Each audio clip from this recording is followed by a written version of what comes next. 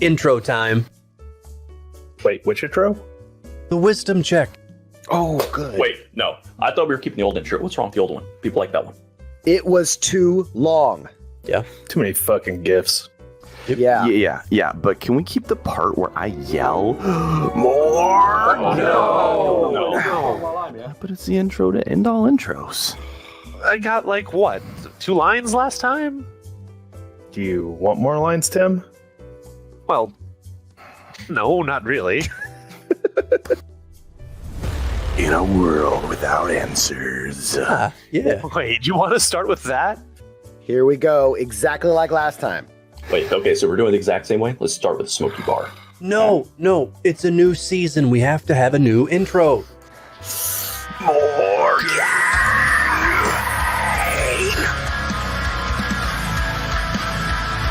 Not sure why we thought this would go any differently. Oh, well.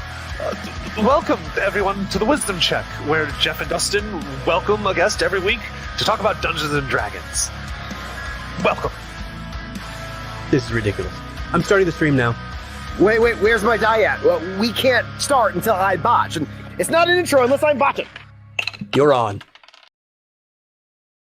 Hey, welcome everyone to the Wisdom Check. I am Dustin, and with me is Jeff tonight.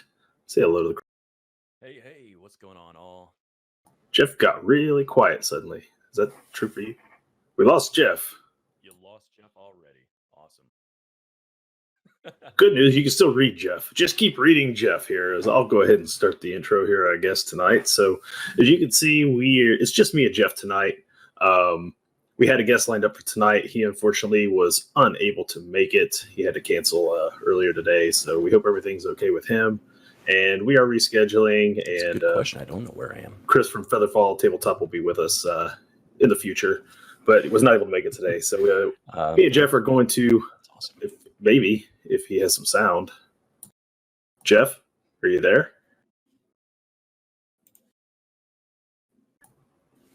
Oh, okay. Maybe I thought he was ready to try it. So we're gonna maybe, if Jeff can talk, we're gonna do a little talk today about some character creation methods. We haven't covered this topic in quite a while, and decided, well, I don't know. He broke it.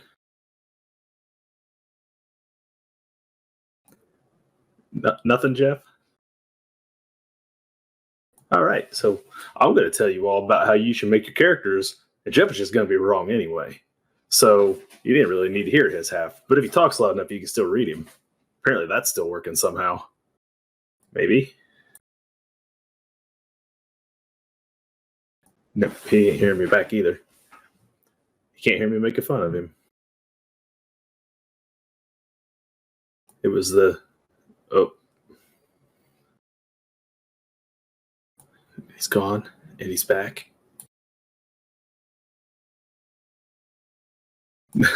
That's right. We don't need to hear Jeff's half. So we were going to do a few different things tonight, and why is Jeff so wrong? Well, let's just discuss the ways this Jeff is wrong. One, he's a Jeff, pretty much right off the bat. Have you ever known a Jeff that was right? I didn't think so. It's just how it goes. That's what's wrong when you're a Jeff. You're just wrong. And then, on top of that, he is, you hear mouse clicking. Oh, his mic clicking. Okay. Yeah, that's weird. Then there's, he tries to walk the fine line there of his mechanics love and his roleplay love, and he unfortunately he gets cut a lot trying to walk that narrow line. It's sad. It's just You like to say that I'm getting cut a lot? oh hey look, if I just talk enough trash, he comes back. All right, so I have returned. it was returns. I am a master. He just does not quite embrace the chaos. So one of these days he'll learn to embrace the chaos. What kind of shenanigans you up to here? Just talking trash, waiting for you to get back. from whatever Discord limbo you were stuck in. Yeah, that was interesting. Had to shut everything down except for the computer and try to back up. Unplugged everything, put it back in. The old IT trick. It worked. That's a solid like 5-minute exclusive for all you live viewers, because that shit's gonna hit the editing floor when it goes to YouTube. So you did some introduction, which I could not hear. So I don't know if you've explained what all's going on tonight. But I started to, and then we kind of got into talking a little about how we were going to talk about character creation, and we went on a little tirade because Levi asked, "Why is Jeff always wrong?" So I was going through all the ways in which Jeff is wrong. And, it's a classy question, always appreciate it. So I guess we can get into character creation talk a little bit in there. This will also be a good opportunity for people in the chat to ask some questions of us. So if you had any that have been burning in your mind there for a while, you wanted some answers, some advice on things, tonight's going to be a good night for that. Because as you can see, it's just Dustin and I tonight. We were unfortunately didn't get our guest tonight. Something came up, and that means you get more of us. So we may do some fun stuff tonight, talk about character stuff, thinking about doing some voice acting again tonight just for some fun. And another thing we were thinking about doing was seeing if we can put together a little bit of fundraising to get some masks made for some healthcare professionals. And so if you would like to donate to that, what we're thinking about doing, I don't know if Dustin's going to participate, but I'm going to. For every $1 you guys donate tonight, we'll put it towards that goal, and I will stop and do a push-up for each $1. So anytime you want to throw me off my game, toss a buck. So let's get in while they're talking about that. Let's talk about character creation, I guess, then, and the different approaches that you can take to it, and figure out what exactly it is that goes into our process. I'm reading here. We have a question from Crazy Ike. You want to read it? Yeah. How do I get that deep voice without surgery? And the answer is it's all voice acting. The moment that the camera's cut, Jeff goes back to his regular voice. Yeah, my voice normally sounds like this. It's pretty high. That's the Skeezer voice is actually my real voice. Yeah, you didn't know it. Skeezer voice is his real voice. That's not voice acting. That's the bits or PayPal. She wants to know how to pay to make Jeff do push-ups. I think bits they all go to us, right? So we can account for them that way, or yeah, sure. Yeah, let's call it bits. Bits will probably be the way we'll do it. Do it bits. We'll track it. If you make a donation, I think it still shows up in the chat so we can see it. So I guess either way, we'll do it either way. The best part is, though, if we're doing push-ups, you can't see us. So the more you make us do push-ups, the more it's just a blank screen that you're staring at the back of our rooms. It's pretty hilarious. You might be able to see me. Like my back will be about in here somewhere, I think. Yeah. So you'll see me bobbing around in there. It'll be all right. But so we do approach things a little differently sometimes, not always. And I guess it comes down to really what your goals are as a gamer, like what you take joy in, what you want to get out of the experience, and the priorities you place on certain aspects of character creation as a result. So careful with that motion. Yeah, fair enough. I'll be careful with that. So Dustin, what's your kind of take? Like, how do you get going? What's your first step that you like to go towards? You're not going to believe this, Jeff. This is going to be hard. You ready? You're sitting down. I technically am. You see me. It's different every time. Yeah. I think that sometimes I approach things some of the same way you do. Other times I approach it from the complete opposite direction. So for me, every character is kind of a unique building experience. Sometimes the system dictates a lot of that. I just helped 6 brand new players make Zweihander characters yesterday, and they were all 5e players and used to having choices, and they were really scared about random generation. By the time they were done, they were like, this is awesome. Like, they were totally into it. So, sometimes you get those kind of situations where it's out of your hands. You don't get any choice. But when you do have choices, and that's more what we're going to talk a little bit about tonight, is when you do have more of a choice. For me, sometimes I start with concept. Sometimes I start with an idea of something I want to try mechanically. That's usually rare for me. I usually start with a concept and work my way from there. And then at some point, I do delve into the mechanics part of like, what am I actually going to do round around when combat breaks out? So I do eventually get there. I just don't always start there. And no, I don't start with a backstory necessarily, or laser. Yeah, it's interesting. Yeah, for me, it's whatever I think is going to create the most fun for me in the campaign, and what I think I'm going to be doing the most of. So if I think it's going to be a combat heavy system and game, I'm going to be looking at the mechanics a little bit harder. If I think it's going to be role playing as the primary thing, I'm going to be focused more on the concept. But I think at the start, I'm usually looking through what's exciting me at the moment. Do I have an idea that I've come across in some kind of entertainment that I've, read or watched recently that I'm jonesing to try to kind of incorporate into a character? Do I have a theme that sounds interesting to explore? If I have one of those, that's probably where I start my character. And then I find something that fits mechanically to make that happen. But sometimes, we got a push up. Sometimes while I'm trying to do this answer, I'll have So you're just doing one for each 100? Oh, that's why his mic doesn't work. That's right.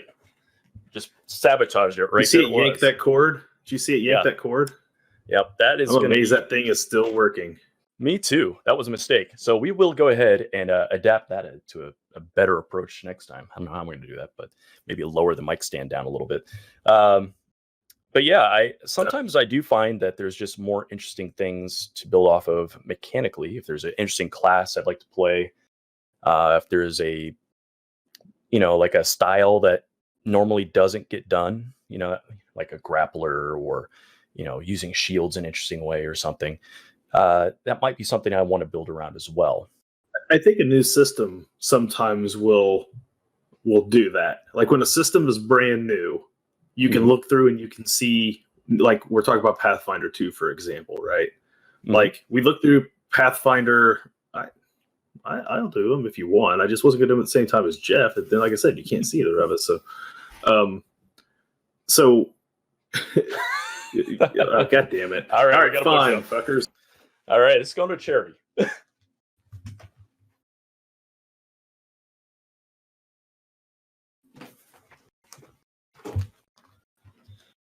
All right. Well, we're building this up for charity. We haven't destroyed our headsets yet. That's been good. Yeah. Thank you very much, Air Laser. That was appreciated. So I had push to talk on, so you're not gonna hear me bitching at you guys for paying $1 every time I go to do a push up. So we're talking about character creation at the moment, zombie, and how we approach it. But like for Pathfinder 2e, I pick up the book, and if I look through it, I might see things like, oh man, the way that fighters use shields sounds cool. I want to make a fighter with a shield, right? Like I think when a system's brand new, you're more likely to fall into that aspect of it, where something's going to jog like an idea of something that is new or different than what you've been able to do with past editions. So maybe that happens a little more with a new edition. Mm-hmm. But after the first 2 game sessions in where I've seen a lot of stuff used, like I'm past that point. It's almost always the other direction. I start with a concept or an idea and then work my way the other way. Absolutely. I think I just heard Clint doing a into the microphone. I think we've got a ghost attendee here. Is he trying to talk to us? We got a ghost Clint. It sounded like it. Oh, okay. Just talking to us. Though. Just right? Us. Okay. All right. So, don't worry, guys. I'm just going crazy from the 2 push-ups we did. So enough. Because it's an interesting journey, I'll talk a little bit about making my new Pathfinder character. Okay. So now, like I said, normally a new edition, I might look through and find some feats or stuff that's going on. I'm like, okay, this looks like this will be fun to play, right? I purely went in with a concept this time. I was like, I'm playing a boxer. I already knew what the name was going to be. I already knew what I wanted to do to a degree. It was about finding the class that would let me do it. And so naturally I started with Barbarian, and I was like, Barbarian will be the obvious choice. I could rage, hit things hard, right? Be a punch Barbarian. And I started looking at what they could do, and I was like, nah, it's not going to work at all. Mm-hmm. So then I was like, well, okay, clearly then fighter is the most obvious choice. They always get a crap ton of options. I can kit this thing out and it'll be what I want it to do, right? Mm-hmm. Well, turns out with Pathfinder 2, that's not really the truth. So I was like, okay, well, fighter's not going to work. So I already knew one of the other players was a monk, so I didn't want to go monk on top of another monk. So I started looking, and then I came across the rogue, and I was like, wait, this could work. And I was like, hey, there's a new strength-based ruffian racket rogue. I'm like, hell yeah, this is totally what I need. Like, and the moment that I saw it, like, I realized like that's gonna mechanically match exactly what I want to do with the character. And then at that point, that's how I decided to build. Mm-hmm. Yeah, I'm actually kind of interested to see what it was that you felt like you couldn't accomplish using the barbarian or the fighter that you could with the rogue. What was it that was kind of the sticking point for you in your concept? Barbarian seemed way too. It was way too built. It seemed around like tanking, absorbing damage, and not hitting hard enough. I think maybe even with 5e, I noticed it a little bit. Like they're based a little more. They got away from the way that like Pathfinder and 3.5 did them, where they were basically like damage cannons. Yeah, glass cannons. Yeah, kind of glass cannon. And they went more towards a beefy. You can just stand there and everything's half damage and things like that. So when I was looking at those, it just didn't feel quite right for what I was going to do for my boxer. Mm-hmm. And fighter, everything was way too weapon specific. Okay, even though you could pick technically, I could technically pick a dual wield, but it was like. When you're reading the abilities, it's like you strike with both weapons at the same time. And based on what weapons you have, like the way these things work. And I was just like, that's not really what I want to do. Like, I don't really, the way that the dual wield stuff was working. Push up. This is going to be all night. All right. Air laser, getting it done.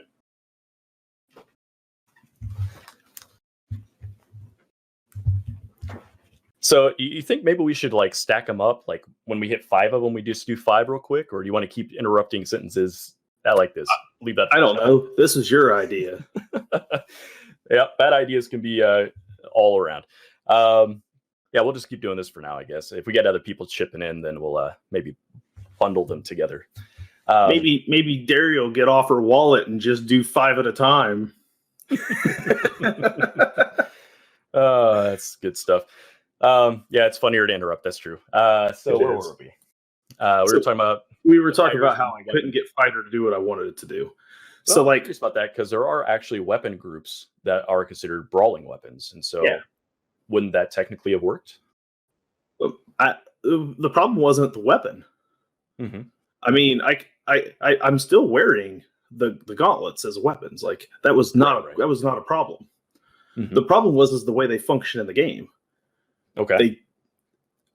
Like when I'm looking at like fighter and I was looking at some of the cool things fighter could do, it was like, okay, you can hit somebody and like do like a knockback. And I'm like, yes, I want to do a knockback. It's like, you got to have a 2-handed weapon. I'm like, that's bullshit.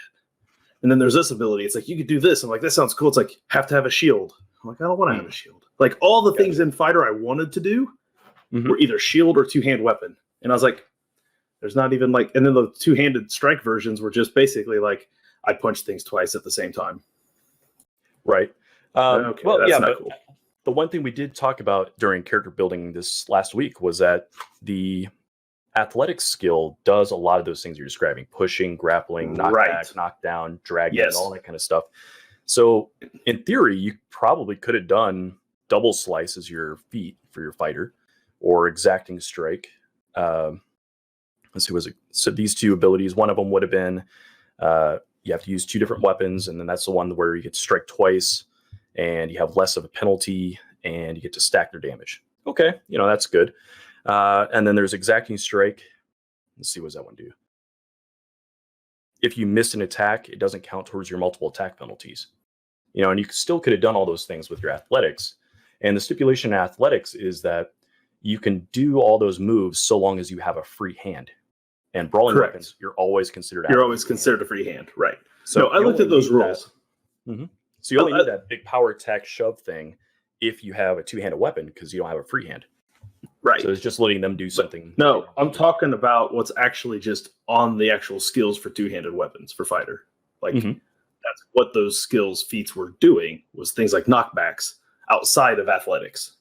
Now, yes, I can always spend my points on athletics, and I am. But like you said, what happened was I started looking at it and I said, well, crap, like these skills actually do a lot of cool stuff. They do. Yeah. So then I was like, so what I need to do is be a rogue because they get all the skills. So I started looking at Rogue. I found Ruffian Racket, and I was like, that's going to make me even better at this athletics even quicker. It's going to give me the ability to just one shot, just hit people as hard as I can. Mike Tyson has. And like, I'm going to do more damage than trying to hit with both weapons at the same time anyway, because there's still a penalty on the second one.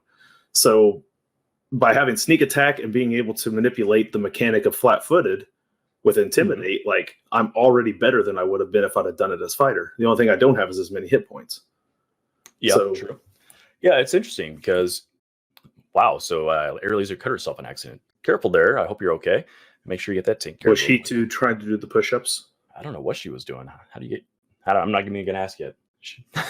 But yeah, it's interesting because this is kind of a thing we've kind of gone back and forth on in the past, is that I oftentimes like to say that classes are toolboxes of behaviors and traits and things you can use to create a concept, or to fulfill a concept that you have in your mind. And a lot of times I felt like in the past, you've said that the class more or less was your concept in kind of a way of just like summing it up roughly. I know it's not your nuanced explanation of it, but it's not so much that it is a concept. It's that when I have a concept, I try to find a class that'll let me do the things I want to do in it in a way that's the most fun. Mm-hmm. And so like I could have done fighter, but every round would have been I attack twice and I move, and I attack twice and I move. And none of the attacks do anything that damn cool. You're just literally getting to attack twice. Like that's the bonus. So it's like, I don't want to just attack and move. I want attacks that do something fun. So I started looking at Rogue, and it's like, boom, I can do a sneak attack, hit real hard. If I down him, I can look at the next guy and be like, you're next. Like they gave rogues fun shit to do. Like it used to, and fighter used to be the class for that because you got so many feats. You could just start stacking things into fighter that didn't necessarily make sense. You had all sorts of room to play around with it, but new fighter is not quite that way. It could be. They do get more feats. They get more options. We just may not have dug into those feats just yet to figure out what they are. But it is interesting because in this case you're describing, you're going at it for some more interesting mechanical things you can do than combat damage. And you and I are kind of in the same school where combat damage just isn't that exciting to us. It's like fun once. Yeah, briefly. Yeah. It's fun once, and then you like a one shot. It's great. I don't mind being like a glass cannon in a one shot because like I'm just gonna hit a few things really hard and then call it a day, and then I don't care if I ever play the character again. But yeah, some people love doing damage and hitting those numbers, Clint, and that's awesome. We need those people at the table.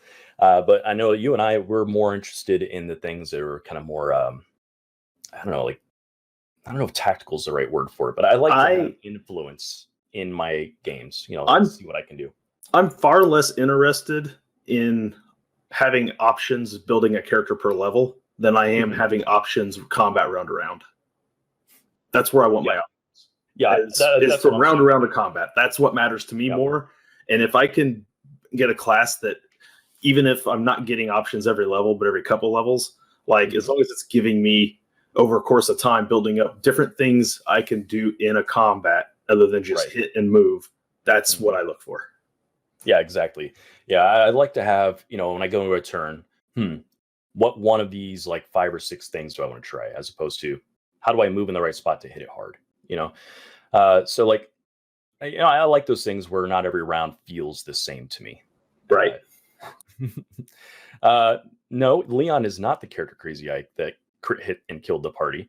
Leon really didn't do a ton of damage. He was he did AoE, so he hit multiple targets for kind of that was Buzzkirk that killed the party. Yeah, and technically he only killed himself. Everyone else was fine. You guys killed the party. He almost killed me. That's true. But I was a barbarian on that class, and that's just what barbarians do. It's true. Yeah, so it's fascinating. Like Pole Arm Whirlwind guy was Leon. Yep, and he was more of a party buffer. And I guess that's another thing that people kind of gravitate towards or run away from is these ideas of kind of roles, I guess, at the table. Now, obviously, when you're building a character for just the RP side of things, roles don't matter at all. And, for a lot of RP heavy campaigns that just build a character and just call it a day. But sometimes people are interested in the the X's and O's component of it. And that is somewhere that I also get joy out of, is working on creating a character that fits into a team, that does something that helps other characters shine, that fulfills a niche that needs filled. And I know that's something you don't seem to be as concerned about generally in our conversations as I am.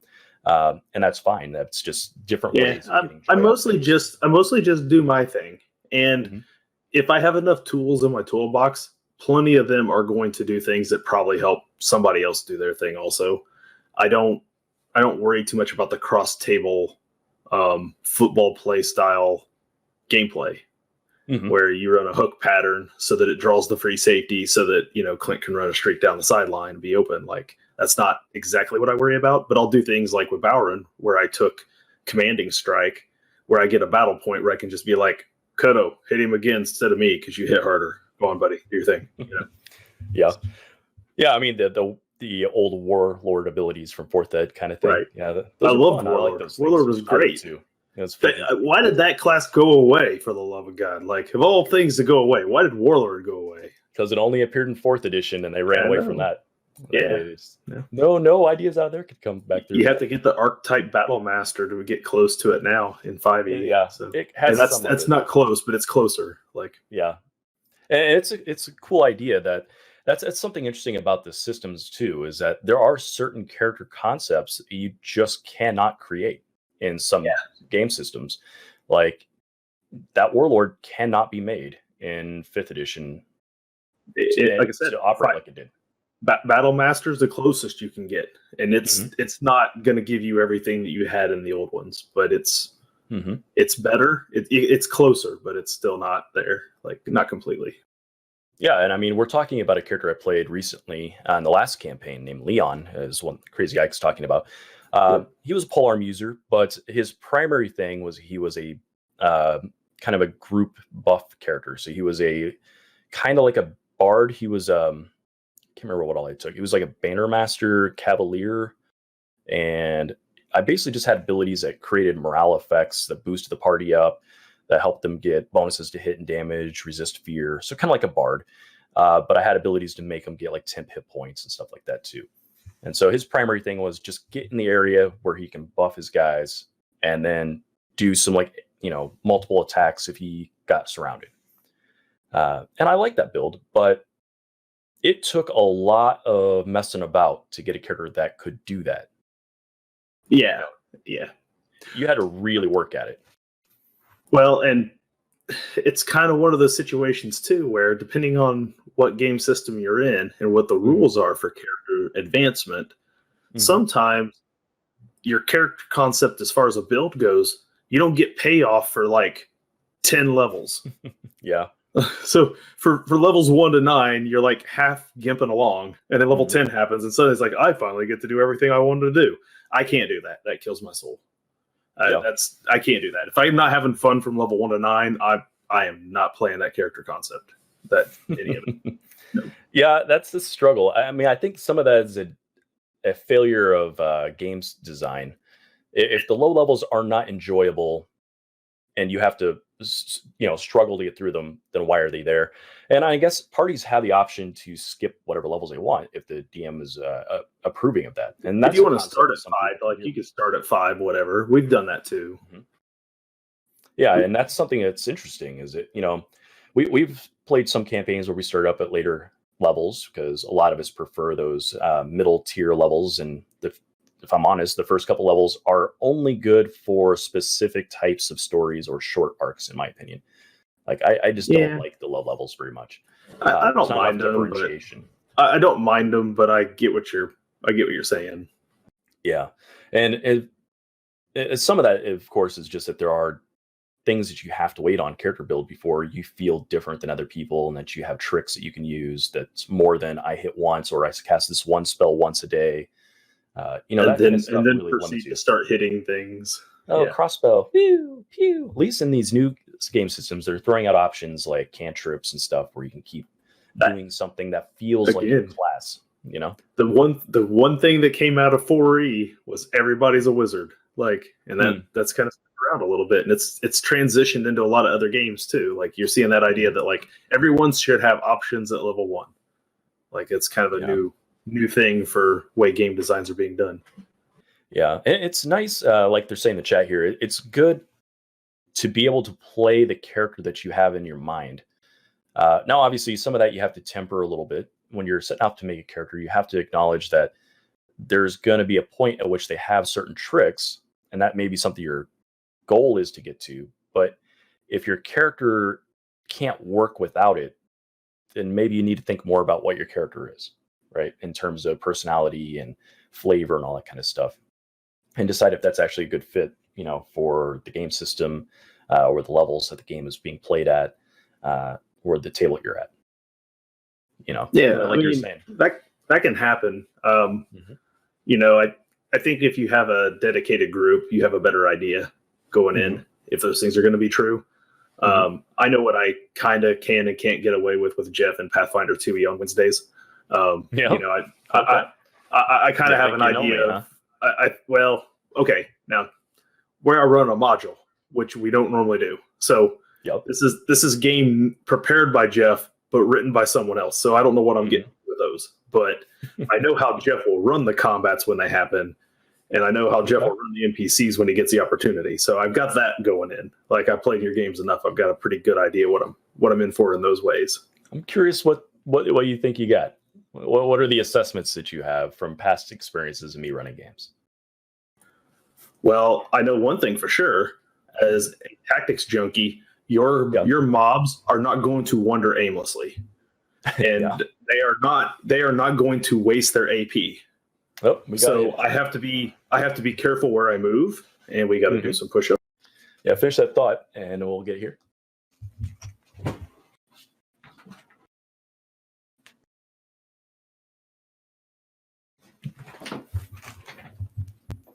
All right. Another push up for charity there. Thank you, Laser. As I was saying, so like I know I have to be careful about where I move, and I know I have to be careful about, being the tactical part of it. Like I know those things are going to be in your mind, and whatever the module tells you to put on there, you're going to look at all their abilities and you're going to know what they can do. And if they're balanced correctly for this module, they're probably not going to be easy as is already. Maybe easier than if you just built the encounters yourself from scratch, but maybe, I don't know. Some of these modules I've looked at are a little tough. Like I've noticed some of the old Pathfinder modules, the first edition, were just ruthless. Like I looked at some of the encounters they'd have and be like, "Oh, you're up against a level 6 challenge." And you're like, "This is a level 1 game." Like, holy shit! Yeah, how many of these fights are in a day? There's like 4 of these fights, and they're all level 6. But yeah, I know that the NPCs, when you get around to role playing, I'm like, I know you put on some voices for them, and I know you're gonna do some. They'll do what they're designed to do, and I know that if we start talking to the wrong NPCs, you'll just give them the information instead and probably roll with it and get us back to where we need to be. Like, because it is a module, so you have to kind of do that. Where in your own game, whichever NPC we start talking to would be the most important NPC in the world. This one's got to kind of route us back a little bit. So, as players, we might be more conscious of that than we would normally be. So, okay, yeah, it's interesting because this is a thing that your players know a lot about you when they played your games that you may not know about yourself. Like your tendencies and what things you focus on, what things that you bring into games, that what sorts of clues or description styles that you have and that kind of stuff. I feel like every DM has their own style, obviously. I think it's true. That kind of stuff. And so, you can kind of tell a little bit of what you're getting into when you sit down with a particular DM. And that's interesting.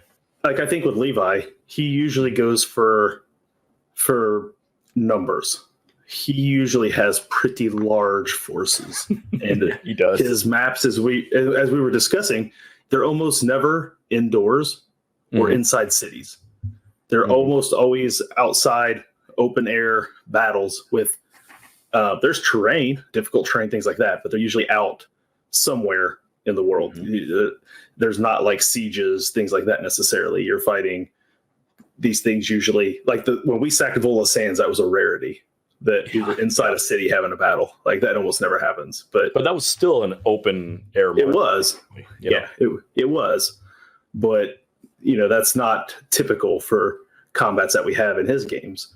Mm-hmm. We're more like dealing with like the slave pit, where, Morgane's the only one who can hit every corner of the map, for many rounds. Like, and there's mobs all the way to the back of that map too. If you look back there, you'll see them all. Like 10 rounds later, we found a guy. So, like I know I'm in for a longer endurance trial versus what I think I will get if you were even making your own encounters. I think you would go for things that are slightly heavier hitting and slightly more in our face, and maybe a little less in the magical punch, like a little less on the spell end. Yeah, I think that's probably right. Yeah, I like to, when I'm coming up with combats, think of, if I were a player, how would I go about interacting with this fight? Are there things I feel like I could do that would make it interesting? Could I make a difference by taking, a risk reward kind of reaction somewhere? And I like to also set up scenarios where somebody who's got interesting tricks can have a chance to use them. And that's when you're crafting your own. Yeah. Now, are you considering that in the module? Are you looking at the module and being like, let's tear this apart, change a few things because I got players that are doing X, Y, or Z? Are you going into the module that way? Well, this first one, I've set off with the goal of saying, this is what's presented to us as this is what Pathfinder 2 default is supposed to look like. And since we're doing a stream of it, I'm going into it with the mindset that I want to say, let's show people who are watching our show the default experience. So I'll put my spin on things a little bit, but I want to stick as much as I can to how it's written, how it's structured. Oh my God, Crazy Ike just hit us with a $10. That's 10 push-ups. $10 going to making masks for medical professionals. So let's get to it. Be right back.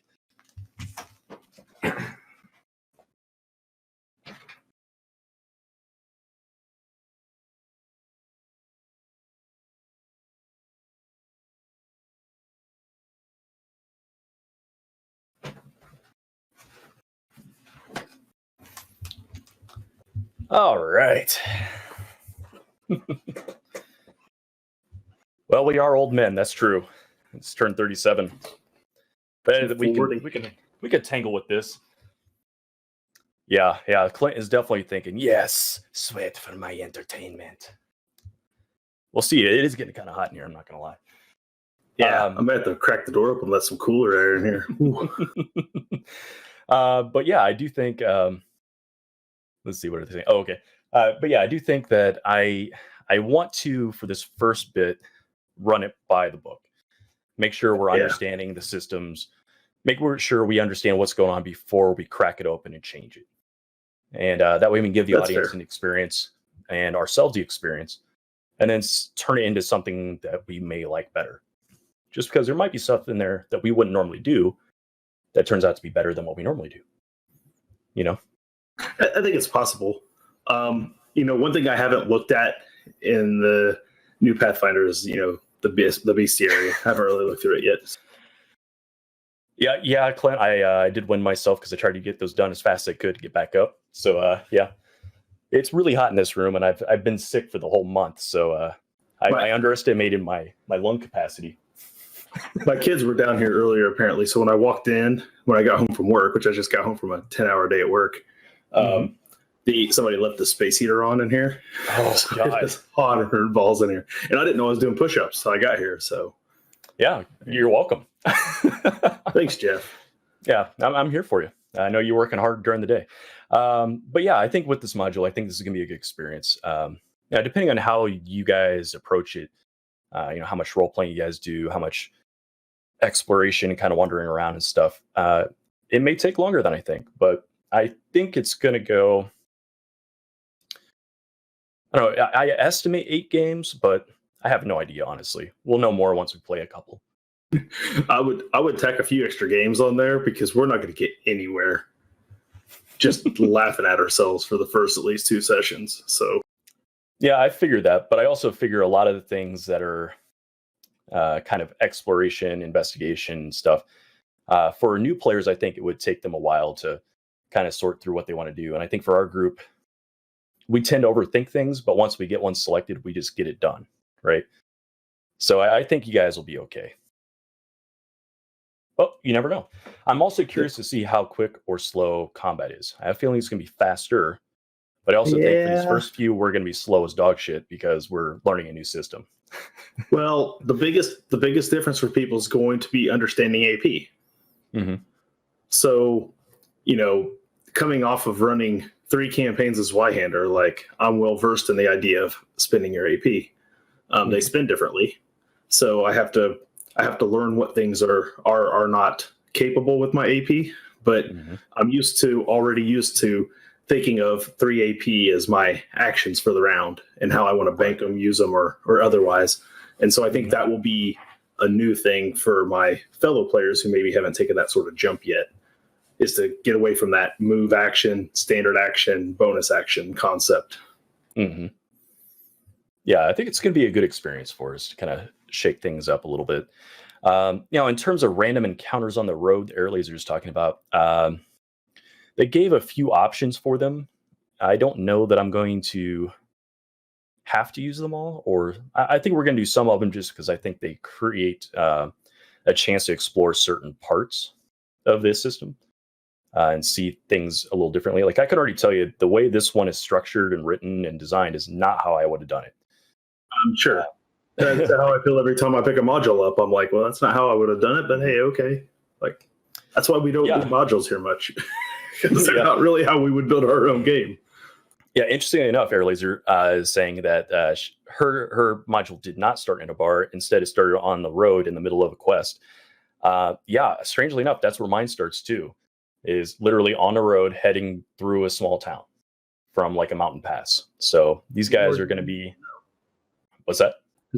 So does it imply then that the party already knows each other? It actually stresses that you may or may not know one another, but you're hitched on this wagon convoy thing because they offered you free ride if you were security. So we're working security for this thing. That's what we're essentially. Yep. Okay, I was gonna say, do we need to come into game one with an idea of why we're on this wagon? It may be an idea to come up with. The module assumes nothing. As far as I can tell, modules are written with the concept that players bring nothing to the table. They're just there to roll the dice and make some choices. But for our group being role-playing heavy, to have that kind of consistency inside the group, I think you may want to think of something, that a reason why you'd be heading through a reasonably dangerous area. So the party's going to be going through what's it called, Old Cheliax, which is it's an empire that got involved with demon worship and slave owning and stuff. So like the government there is very tyrannical, but you guys are like basically traveling slightly through their territory to go on to some other little village and then out from there.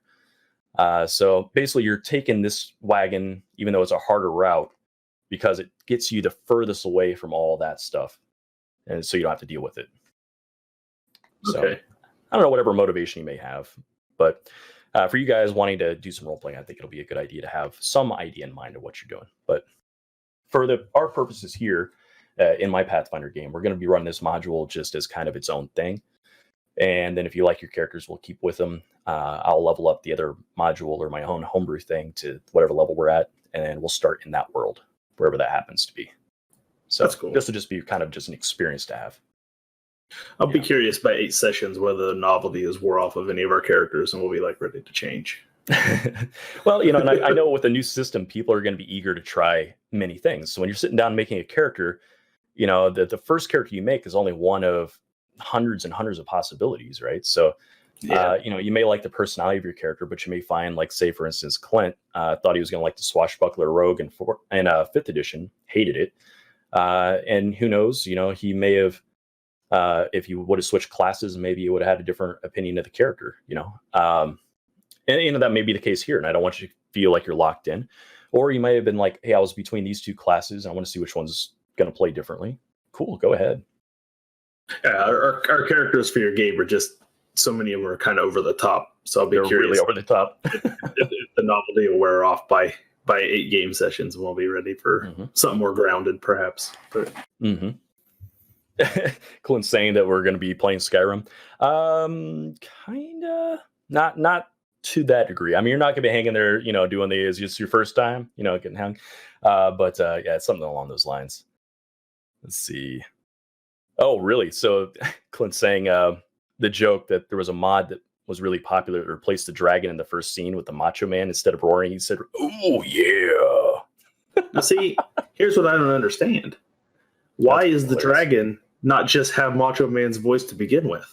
He should have. Yeah, that's what I'm saying. Like, that's they screwed the up. mod shouldn't have been replacing with Macho Man. It should have just been the voice. So because it was, oh yeah, oh yeah, brother. Oh, I'm gonna take you up to the top rope.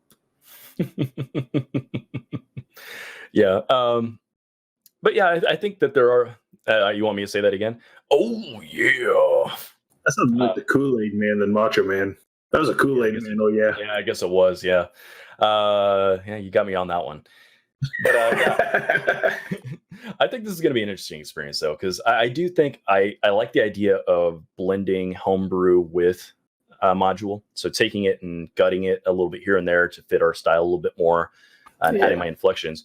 So I like the idea of there being some structure to it that I don't have to prepare every time, and I can do more improv, explore.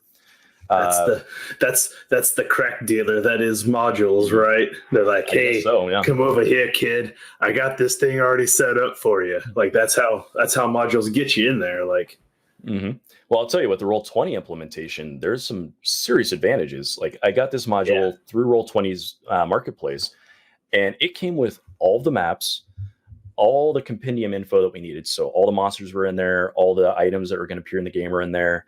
The lighting's all done, all the tokens are already created. There's, run-ups on what all the abilities are that they have. Like everything is there. All the sheets are already made up. All the monsters are already ready to rock. I just have to press buttons. So I can focus on just running the game.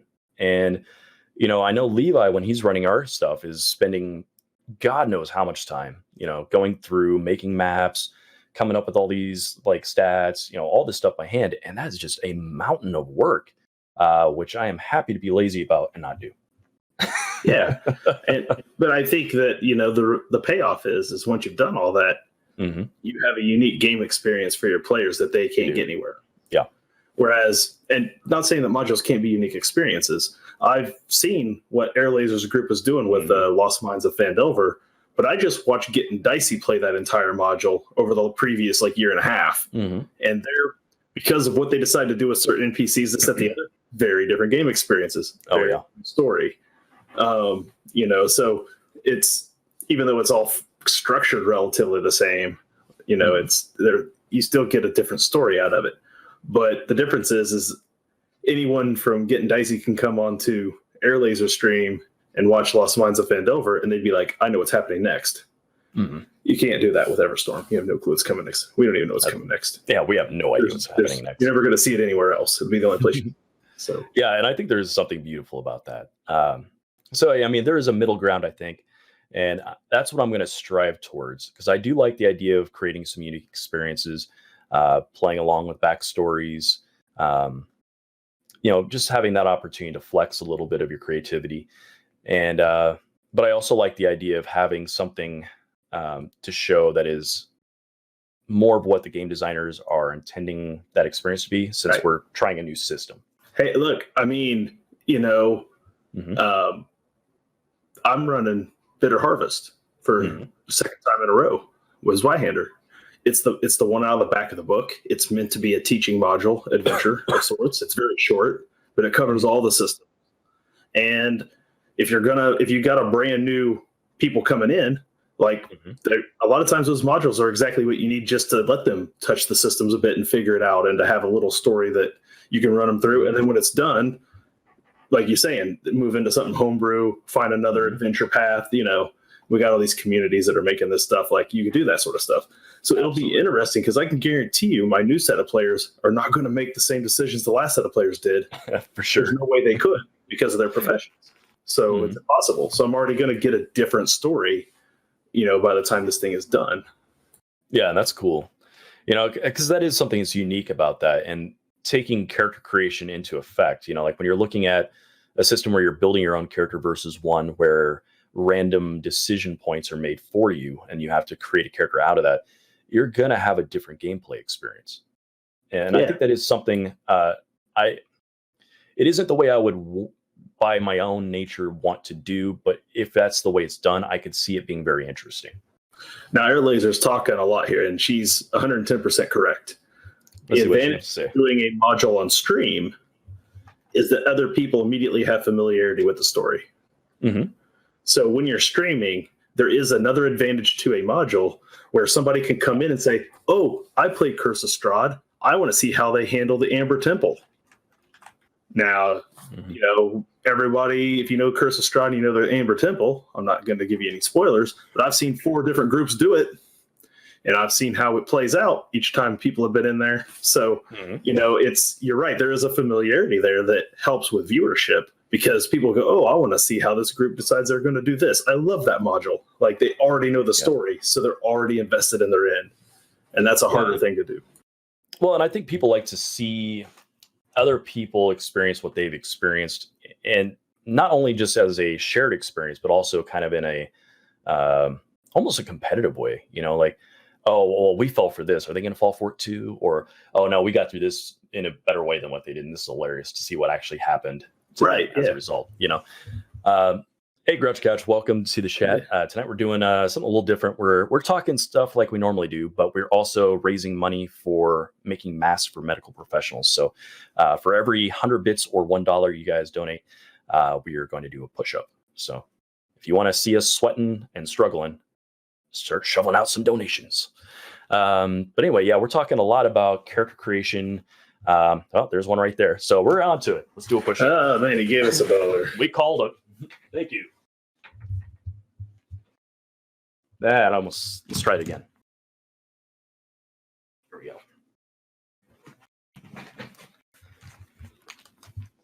I gave you a 2 for there since I almost forgot to take off my headset. Whoopsie daisy. Thanks, Turk. Yeah, much appreciated. So we're talking a lot about how you build characters, like what's your first step, whether it's concept, whether it's like an idea of a build concept, system piece that seems fun. And then we're talking about how the choices of how you go about characters or what characters are like impact your game experience later. And in this case, we're talking about Zweihander's approach of randomized characters versus characters that you're building from scratch, and how that plays differently. Yeah. And, with this group that I just started with yesterday, they were all very hesitant about the chaos of random character gen. Mm-hmm. And what they actually had a couple of them do was watch the wrap-up session of Terror and Treefell, the post-game, where all 6 of my players who ranged in experience from having been playing for decades to this is the first time they ever picked up an RPG, period, all were had a lot of really good things to say about how their random character gen went. And so it really convinced them by watching that to say, yeah, we could do this and it's going to be okay. And then by the time they were done, they were like, my character is actually pretty cool. And I'm like, well, now you got 2 weeks for next game session, write a backstory. Because that's really the part I think that kills you, is that you don't get that backstory necessarily. But if you take time to do a session 0 and then a session 1, you get a little time, you can still write one in. Yeah, I think you need that delay to come to terms with what you are and kind of make sense of it. But I think the part that is, less enjoyable to me just on instinct, which may not be in actual play. But I like a lot of times going in, if I have a concept or a thing, a lot of times I do have a part of the system I want to explore, something that I enjoy, a part of the game that I like to do. And there are parts of the game I don't like to do. And the randomization creates a situation where I'm probably going to have a character doing something I don't necessarily enjoy. That's not actually true. Yeah. Because of the way the combat systems and the social systems work, and specifically with Zweihander, every character profession is capable of taking part in all of them. Sure. You might have to use one skill over another skill to do it, but you're not limited out. Like everybody can use perilous stunts. Everybody can do combat actions. Everybody can pick what weapon type they want. Mhm. So it's still you're not limited that way. And I think games that do random character gen are built around that design of not limiting what you can be part of once you're in it. Yeah, I think you have to have that in play if that is your game design. Yeah. And what chat's going on here, we got a question, then we got some other information coming down. So I'm going to mention what Shadzar is saying first, and then we're going to go back to Grouch Couch's question and answer that. So Shadzar is saying randomization was what makes a game, not writing a fanfic. You don't have absolute control at any time, or rather all the time. That's kind of yes and no. I think you have to have some randomization in the game. I think that's what the die rolls are doing. Like you shouldn't know the outcome of everything. But I do like having control over my character creation process personally. I think what randomization does is it puts you in a spot to play something you would never normally pick yourself. It pushes you out of your it pushes you out of your comfort. Oh, we got rated party 2 from Sif the Artist. Thank you, Artist. Sif. Yeah, you joined us up. One of our new reviewers just found us at Everstorm the other night. So welcome to the show here, Sif. To let you guys know what we're doing tonight. Our guest had to pull out last minute, so we are doing kind of an improv scene here, where we're talking about character creation, the impacts of making choices, how that plays differently in different game settings. And we're raising money to make medical masks for medical professionals tonight. So every $1 or 100 bits you guys donate, Dustin and I will stop immediately what we're doing and do a push-up. And before we get too far on, the Grouch Couch did ask us a question I thought was a pretty good one. Yeah. So you want to read it, or you want me to? I got it. I didn't know if you still had it on the screen. Go ahead. How do you guys feel about not letting each other in the party know what your class is until you sit and play with each other? Me and Jeff are going to argue on this. Yes, we are. You want to go first? Honestly, I don't care either way. Mm-hmm. It doesn't bother me not to know. Okay. It doesn't bother me. That's because I build my characters based around what I'm going to do for fun every round, in spite of whatever my allies may or may not be doing on any given round. Mm-hmm. Yeah, and I think because your approach is more, what am I doing? That works for you. For me, I like the interplay between characters. I like the dynamics that come of synergy, and I like some of that you can discover between characters even if you don't know what they are. But I like to make sure that there aren't glaring, obvious problems between characters before session 1. Like, for instance, if somebody's playing a paladin in the group and another player is playing a murder hobo barbarian that worships, snake demon, that party's going to implode pretty fast. And if you just sit down at game 1 and you run into that, it's not a good thing, in my opinion. And that doesn't always happen, obviously, but I think it's kind of important. And then the other one Turk's kind of saying here is that when people end up at the same class, it's not necessarily a bad thing. There are many ways Saber classes. My character Wilhelm and Saber in the last Pathfinder game we played for Limworld, we were both paladins, but we were very different. And he did have some multi-class with Oracle, but we were still very different paladins. So as long as your game system has options, odds are pretty slim that both characters are going to build exactly the same. Yeah, it's slim. One of the things I find that I am more concerned with than some other people is I like niches. I like something where people have a shtick that they're about, what they're good at, what they're emphasizing. That is their thing. It's their chance to be in the spotlight in some part of the game. And I find that if you end up with a game where people are playing the same class or kind of the same concept, it muddies that water a little bit. So I don't like that as much, personally. I hate niches. I find it pigeonholes the character classes too much. Hey, I'm a tank. That's cool. Can you actually tank? No. There's too many enemies. You can't hold them all. There's no aggro. Things are clearly going to attack who they want. You can't actually tank. Okay, cool. I'm hit hard guy. Well, all right, hit hard guy. Go hit something hard. Like, you can do that on a mob, maybe 2 if you're lucky. Like, so for me, it's like the niches are mostly illusion, and after a few levels, spellcasters suddenly start creeping into other niches anyway. So for me, it's about once you're in a party, like the niches kind of redefine themselves kind of over time anyway. So,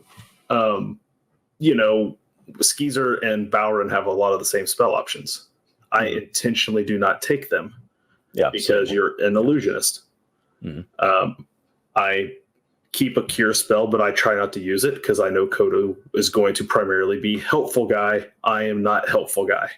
So, I go into it with those kind of mentalities. Like, the niches, like they form kind of just based on what people are doing role play wise, kind of help me dictate what I should or shouldn't take, So I think that they redevelop it that way. I don't like to think of it as this class is this or this class is that.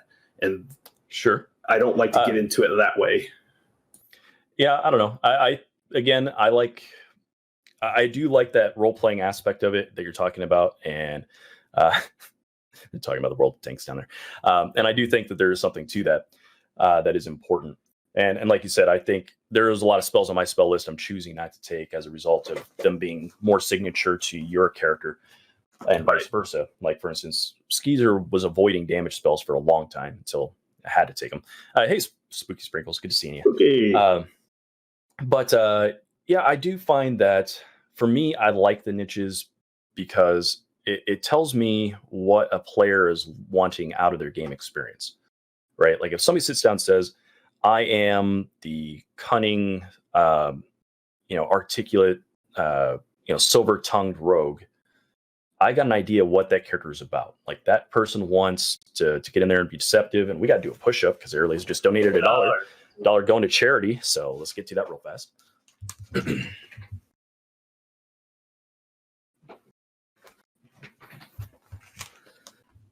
Thank you, Airlaser.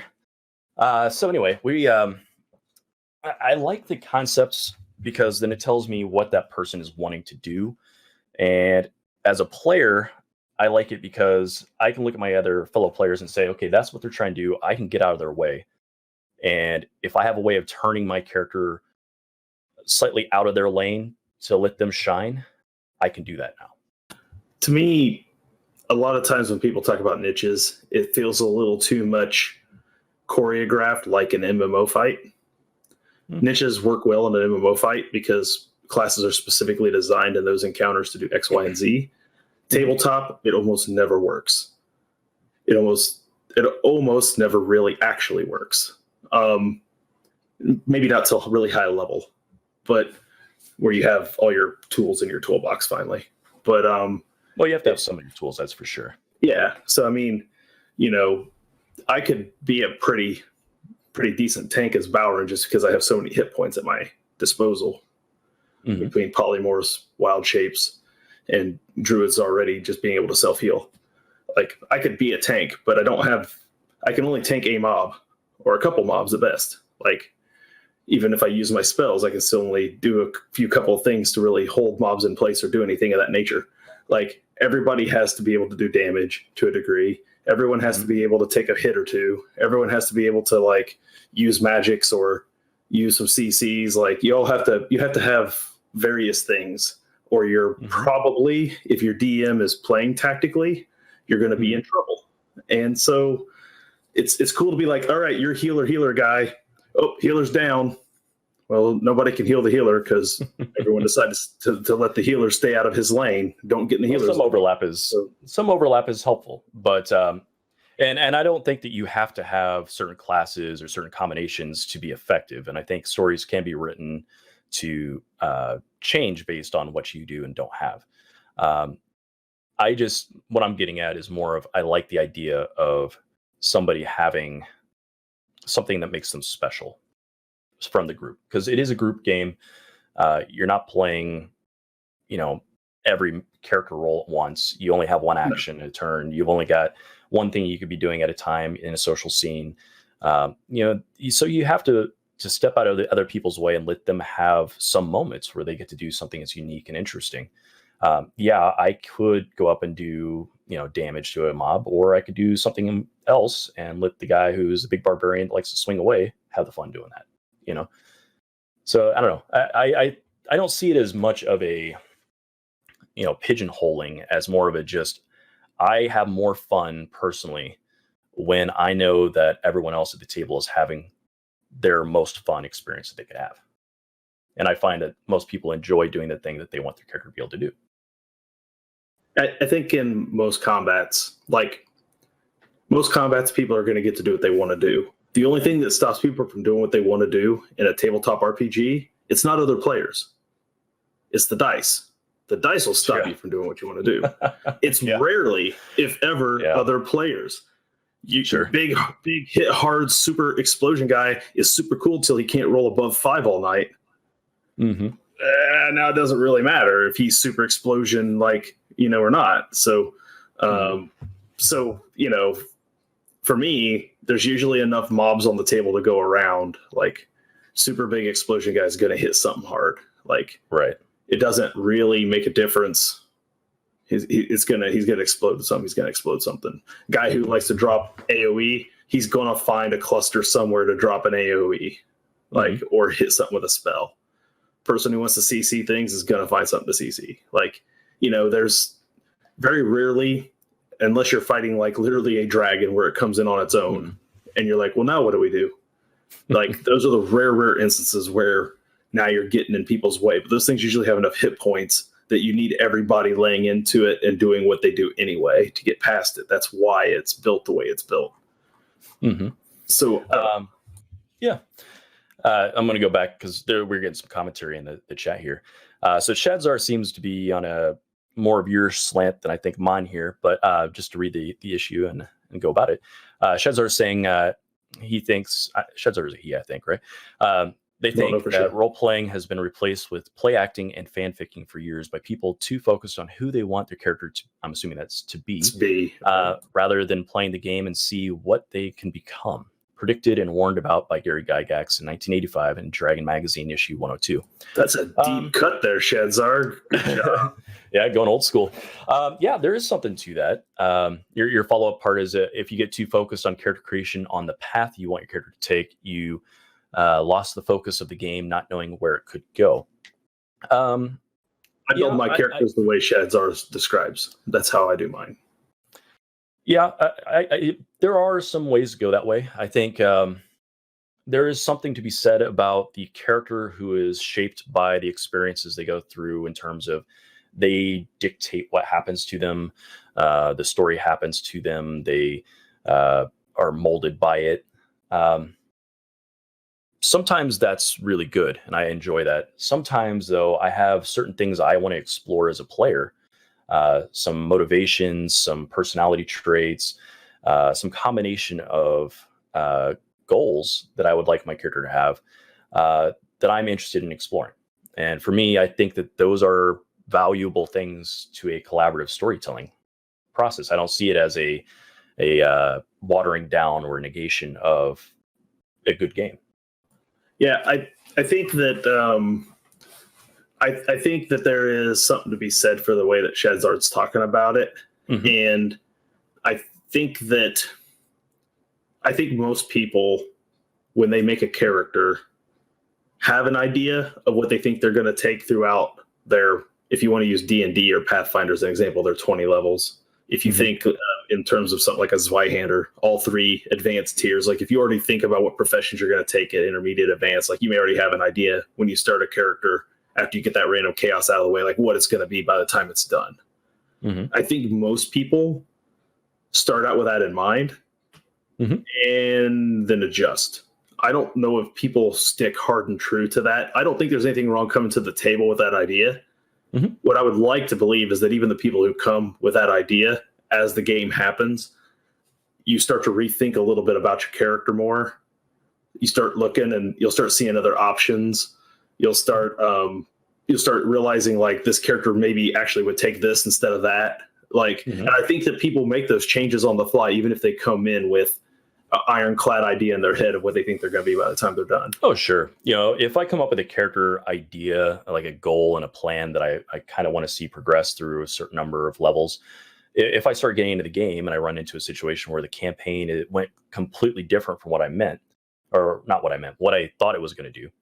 If the focus suddenly became, palace intrigue, and I was originally thinking about being a outlander, thuggish destroyer of worlds barbarian or something.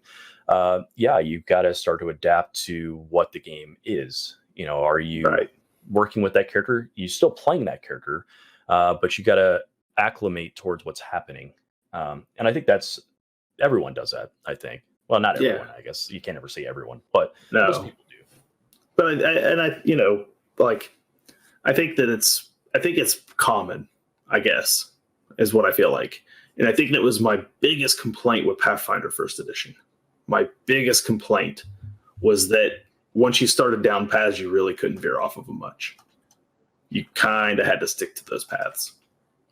I think that's why they called it Pathfinder. It's because once you started down a character path, that was pretty much where you had to go. Like, there was not a lot of ways to deviate after you'd started.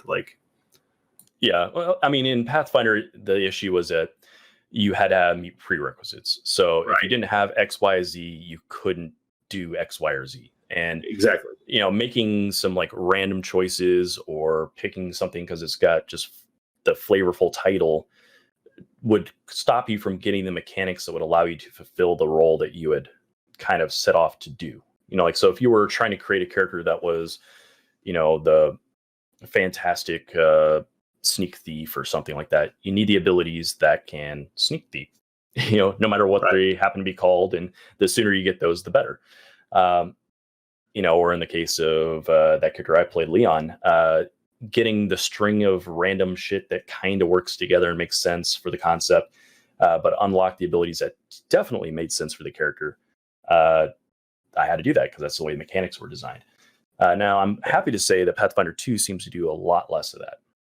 I think that for me, when I look at who my characters are by the time games in their campaigns and who they were when they started, they're such different characters that if I was to take my character at the end of a campaign and write a character sheet for it, it's a much different character than if I wrote out 20 levels at level 1. And so because so much happens to your character's personality changes, the things that your character's doing is different. Why should your preconceived 20 levels still be the same preconceived 20 levels unless you're going to hold yourself personality-wise to your decisions mechanically that you're making throughout the whole game? That's the cage I don't want to be in. That's the cage I want to be able to change. So that's where I don't put myself when I build my characters. And ironically, that's maybe my biggest complaint about 5th edition. Yeah. Is that you make those choices at 2nd, 3rd, 4th level, or sometimes 1st level, depending on your character class. And then it continues just to feed you everything throughout the rest of the game, which is fine. But if something, drastic happens to my character, it's I guess I got to multi-class out of it, or else, I don't have anywhere to go with it from here. Yeah, my opinion on that issue of 5th Ed. And this is one of the rare points where I agree with you on that. Yeah, I feel like, unfortunately, 5th Ed doesn't give you any chance to grow or change as a character. It's, I am this, done. You want a multi-class? That's really your only choice. Maybe you take a feat that does a little bit, but realistically, your level 2 choice has locked in everything your character is ever going to progress to be outside of purely roleplay. Yeah, you're never going to get any mechanics that back up your roleplay. You're never going to get anything that alters the way you behave in the game.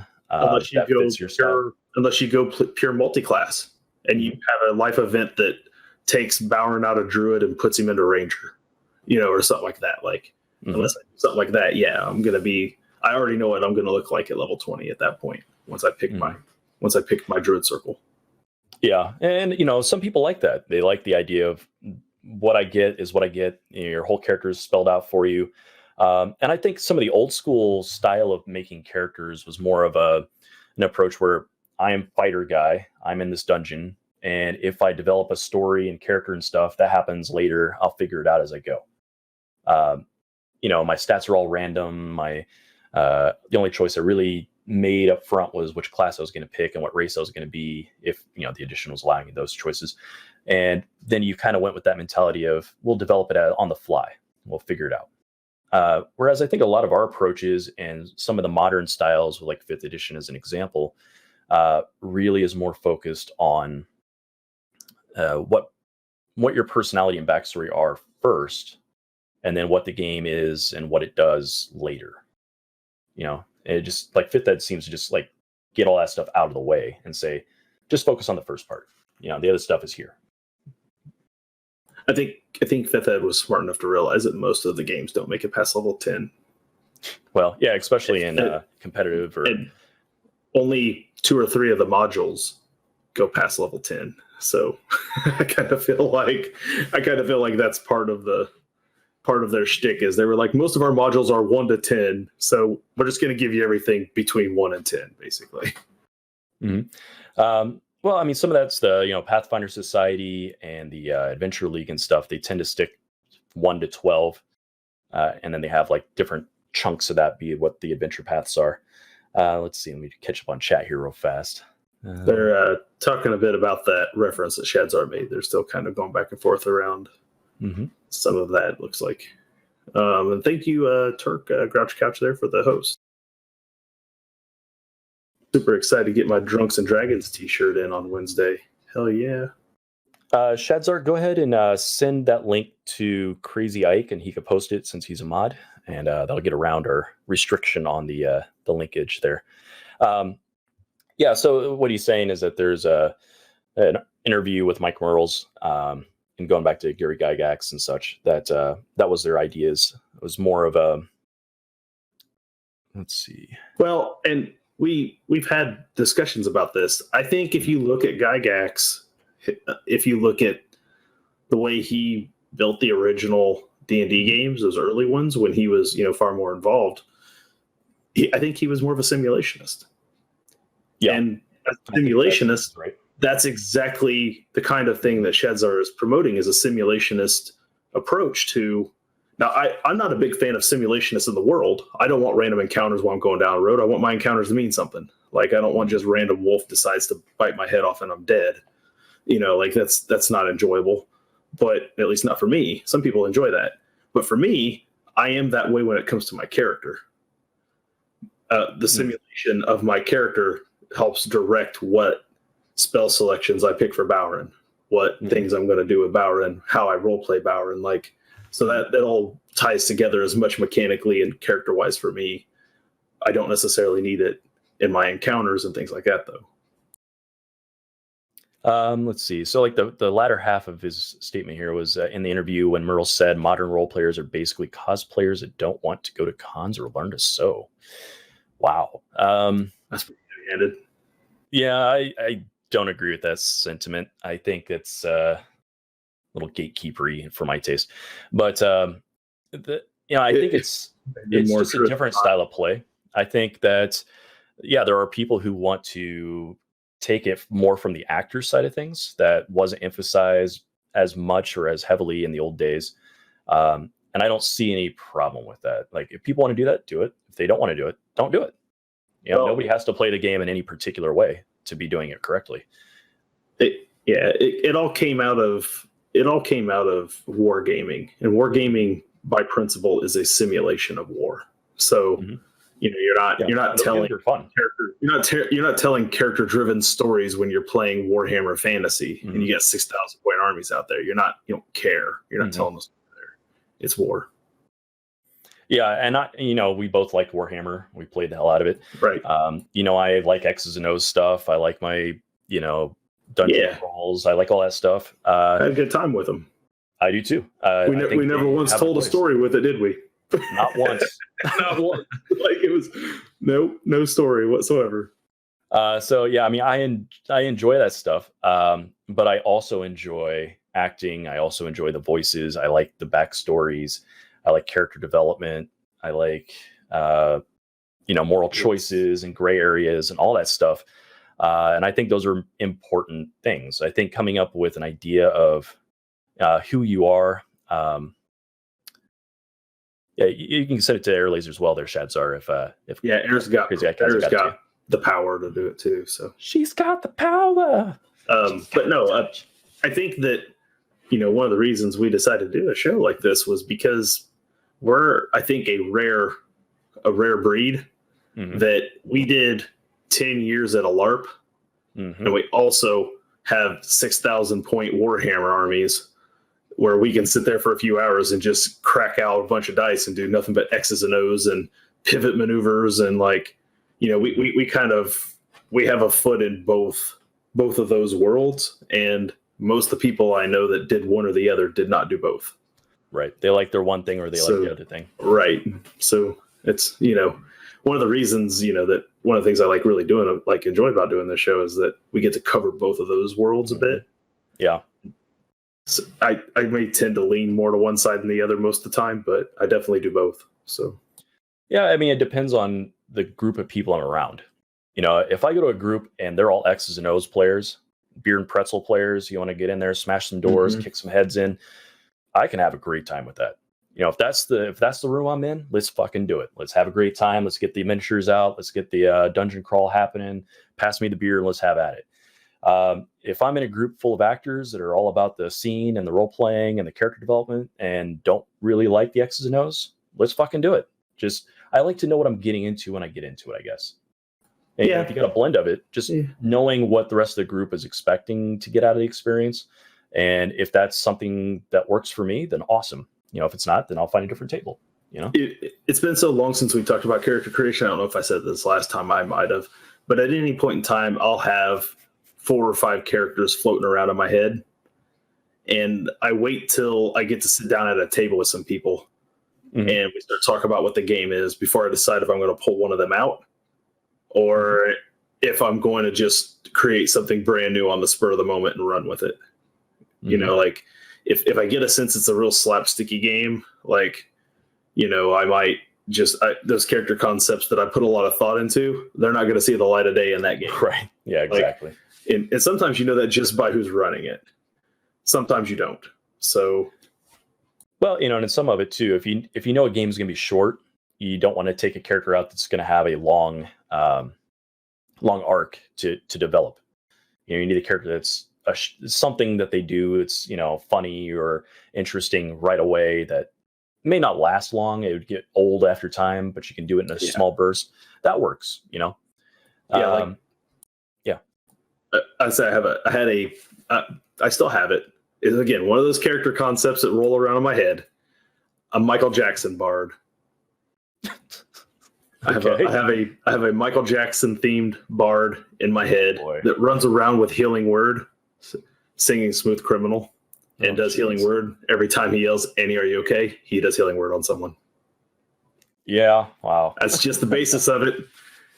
Flash mobs, all sorts of good stuff. Just creating flash mobs everywhere he goes. So I'm working on it. It's a good one-shot game, I would say. Yep. I'm just waiting for the right one shot. That'll happen one of these days. So yeah. So that is something to take in consideration when you're making characters, knowing how long a game is intended to be, what levels you're intending to play, finding out from the DM what the tone of the game is going to be before you start. You know, if you're making a character as all grim and serious, that's great for a horror themed game or something that's more serious, lo-fi kind of like Game of Thrones style or something. Not great for some other games. I'm not dragging Classius Clay Dyson into Curse of Strahd. No way. No It way. won't work. No. You know, trying to have funny characters in a serious toned game, it clashes. So I do think those session zeros and I think those discussions with other people are important because that's another reason why I kind of like the players sitting down together and at least having a little bit of conversation about what they intend to do. Just because if 2 of the party members are all about slapstick and goofiness and the other ones are wanting a more serious toned game, there's going to be a tug of war in the game and it's not great. You know, it can work, you can work around it, but a lot of times it's better just to find what that middle ground is ahead of time. So you're not feeling deflated once you get into the game, at least in my opinion. I don't think you have, well, okay. So to me, those are 2 different conversations. Okay. Sitting down and saying, I'm playing a gnome wizard who's an illusionist who has a mistaken identity and has some weird puzzle life that we have to figure out and you're going to play the pirate druid elf guy. So cool. This is all good. Is far different than being like, hey guys, are we taking this game seriously or not? Like those Well, that's that too. two different levels of sitting down at a table ahead of time. Like I don't think you can have one and not the other. Yeah, I mean, you don't have to have both conversations. True, but I think that the tone is one that you should definitely consider because you get a very different experience. What's going on here? Let's see a chat here. We got a redeem wisdom check question from Air Laser. It's not a question though. I agree with Jeff about the convo over serious or slapstick. Okay. She just does it to make you actually say it on stream. Yep. Apparently, you were doing an impersonation of me. Huh. I didn't feel like I was doing an impersonation of you, but if they want to take it that way, I'll take it. Fair dues. Yeah. So I do think though the tone is something that as a DM you need to stress too. If you have an idea of what you want your game to be, like for instance, you ran that war themed game, and there are some concepts that would really work in that. There's a feeling of how to do that that comes out of character choices and backgrounds and stuff. And if people buy into it, it makes the game run smoothly. If people come in with just random shit, I think players have to buy into the tone of the game no matter what the game is. I agree with you there 100%. Yep. If Levi says he's running a nautical game, like you just got to be ready for the travel. You can't be like, I don't want to travel. Like you got to buy into whatever the point of the game is. Yep. Yeah. I mean, you have to work to. We've talked about this before. Is make sure that your character can be inserted in the story and will participate in the story at some points. So that's another thing is to get a sense. Like if your character would never in their million years leave their neighborhood and go fight undead, and the whole entire campaign is about going and defeating undead, you got a problem. Yeah. Unless you're willing to be pulled towards those scenes by the characters and make that an interesting role-playing dynamic, it's just going to be a pain in the ass. Play a different character. Yeah. I mean, and that there is some truth to that. Like, and maybe that's more on the DM to make sure they're clear in what a game is or is not, so that players know what to bring to a table. Like, I feel like if there's 5 players and the DM has the proper conversation with each one, they don't have to cross-conversate to be able to come in, because I think group composition is mostly bullcrap. Like, if you're a solid DM, you'll work around it. Yeah, I mean, that's true. I think that there's nothing, if you're homebrewing, there's nothing that you can't fix easily in terms of, group dynamics. So, the famous example is if you don't have a healer in the party, just give them more healing potions. Yeah. But I think, again, I like the idea of players having something special that they can do that makes them useful, that feel like they have a time to shine and that they have a place to participate in scenes. Yes, Air Laser, I can see your comments. Yes. And the reason why you're probably not seeing it is I'm pretty positive I left that highlight your statement thing on tonight, but I did hide the Pathfinder once. So not sure. We'll look at it after. You're wrong. Okay. I'm wrong. It's not there. Because I'm not on TT2KB, so I can see it. It's modify single emote, wisdom check question, choose an emote to unlock. That's what you left. Huh. Whoops. Well. So you have to pay double to get your highlighted message. Sorry about you. Yeah. What about you guys in the chat? Is there a particular approach that you found that you enjoy when making characters? Is there something that you find important to your decision making? Do you start with concept? Do you start with a gimmick? Do you start with a mechanic? What's your beginning point?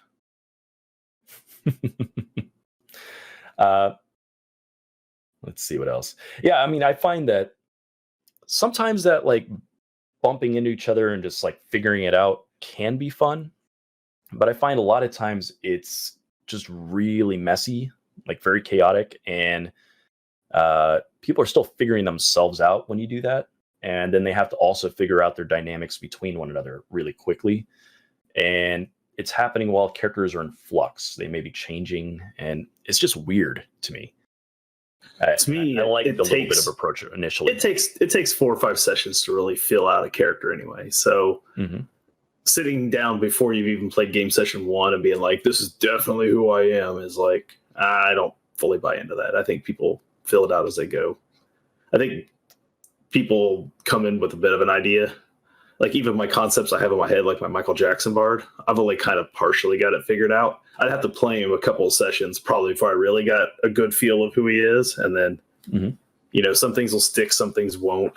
Even with like Clash is Clay, like I got all these Mike Tyson quotes in my head and some Muhammad Ali ones that I'm working on. But like when we sit down and we actually start playing, like it may adapt and change a little as I go. Yeah, we're getting some different answers here, so this is interesting. Clint starts with mechanics. That's not a surprise. Air Laser's character concept for RP. Shadzar is saying that their decisions depend on what the world is. Let's see. Though Shadzar, you'd be surprised how many. And I learned this, and again, I get this experience because I go play at a game shop where I run games for random players. How many of them just pull into their vault on D&D Beyond and pull a character out, and that's the one they're playing? Yep. Maybe have 1 or 2 feeler questions. Is it okay if I play a Dragonborn Noble? That's cool. Can I be a Warlock? Absolutely. Like, but they have these characters created months ahead of time. They're just waiting for an opportunity to play them. Yeah, I mean, there are definitely players that are like that. I think that's kind of created in a large way because of the way that the community play is done. So like your adventure leagues and that kind of stuff, where that's literally how it works. You make characters that are sanctioned and you just drop them into a game.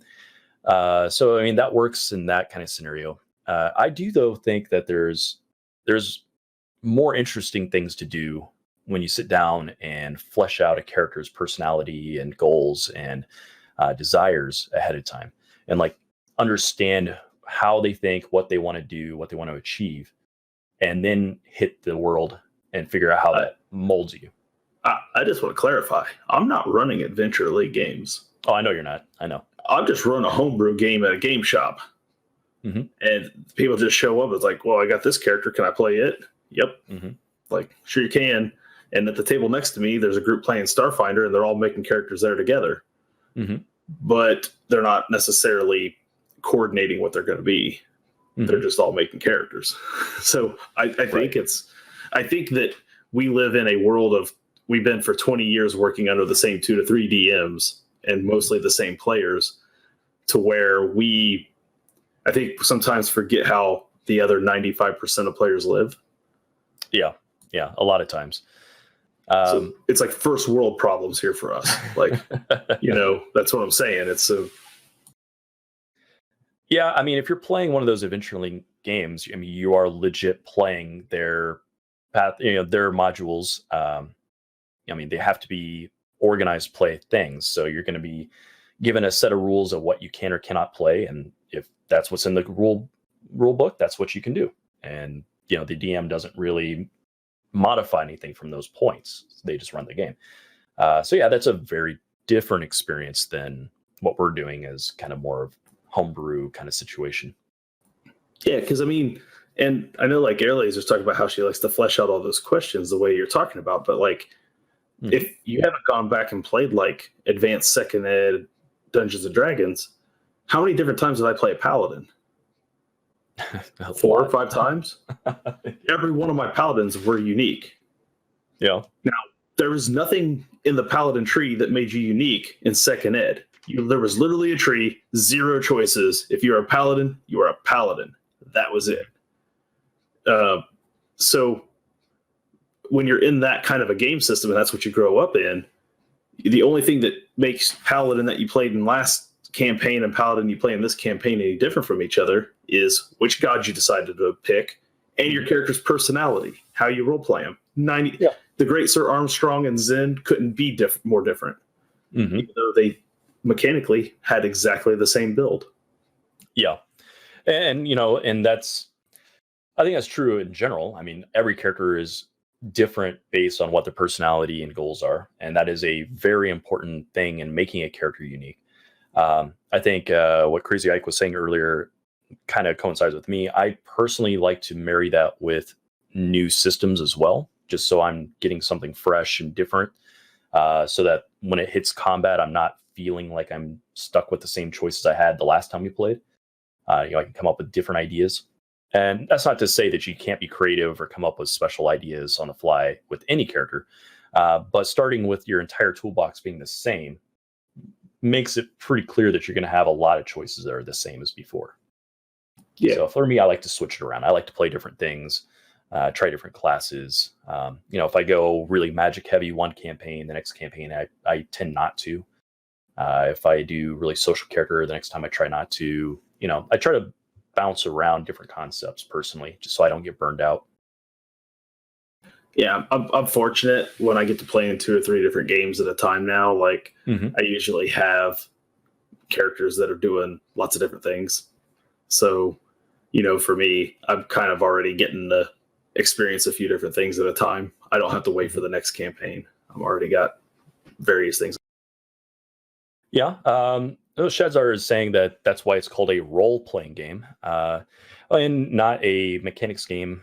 Well, it's interesting because the word role can mean different things, right? Role could be, what person are you in the team? It could also be, what's your character in the play? Like there are different definitions of that word, I guess. For me, I tend to think that it's both of those things.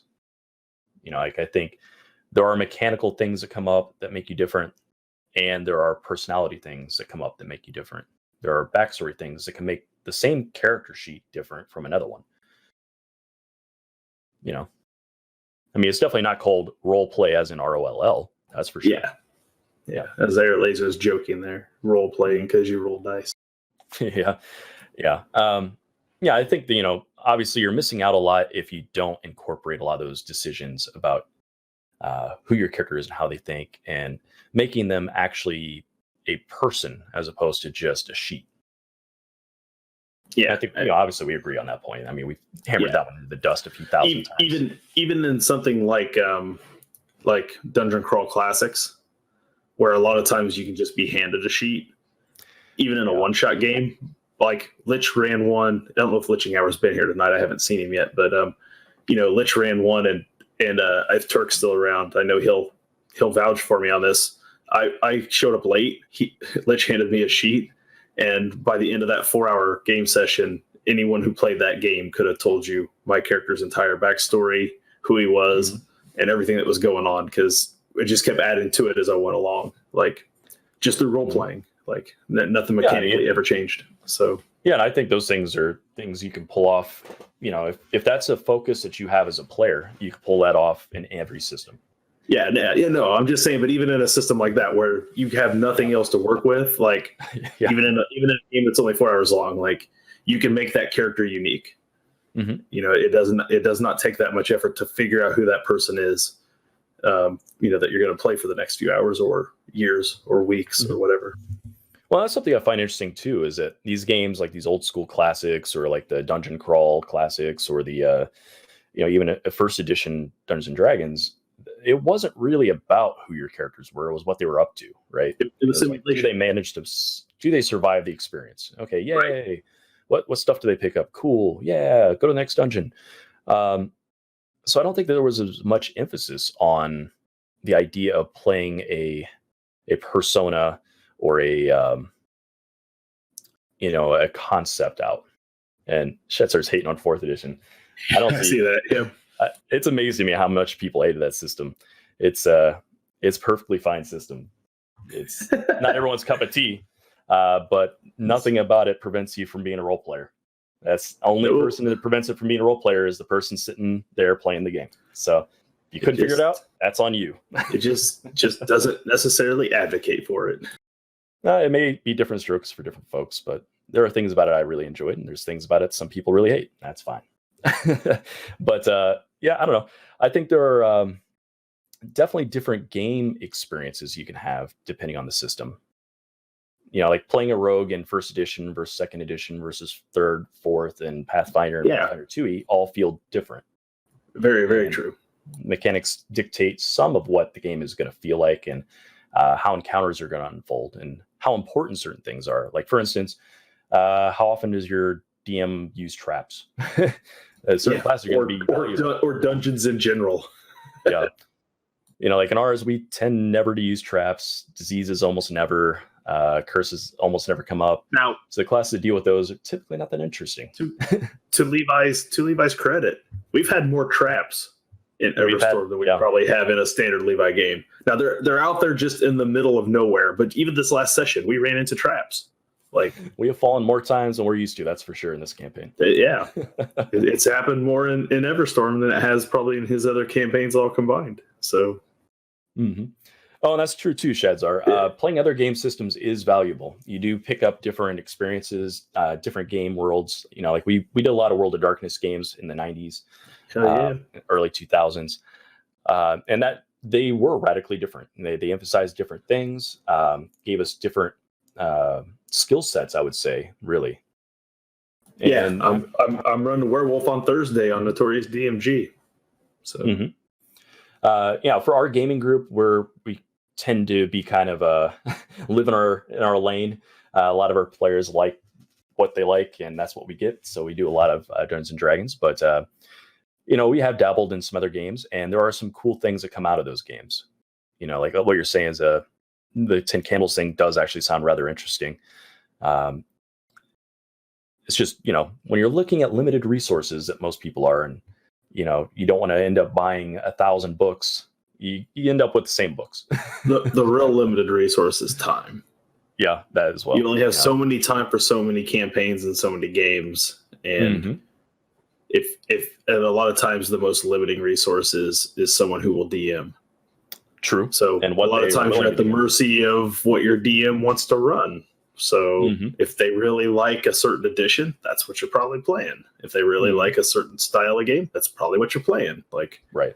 until you find someone else willing to put on the DM or GM hat and sit down at the table and be like, all right, I'm going to take a turn. We're going to do this instead. You're going to play whatever your DM prefers to play. Mm-hmm. Yeah, for certain.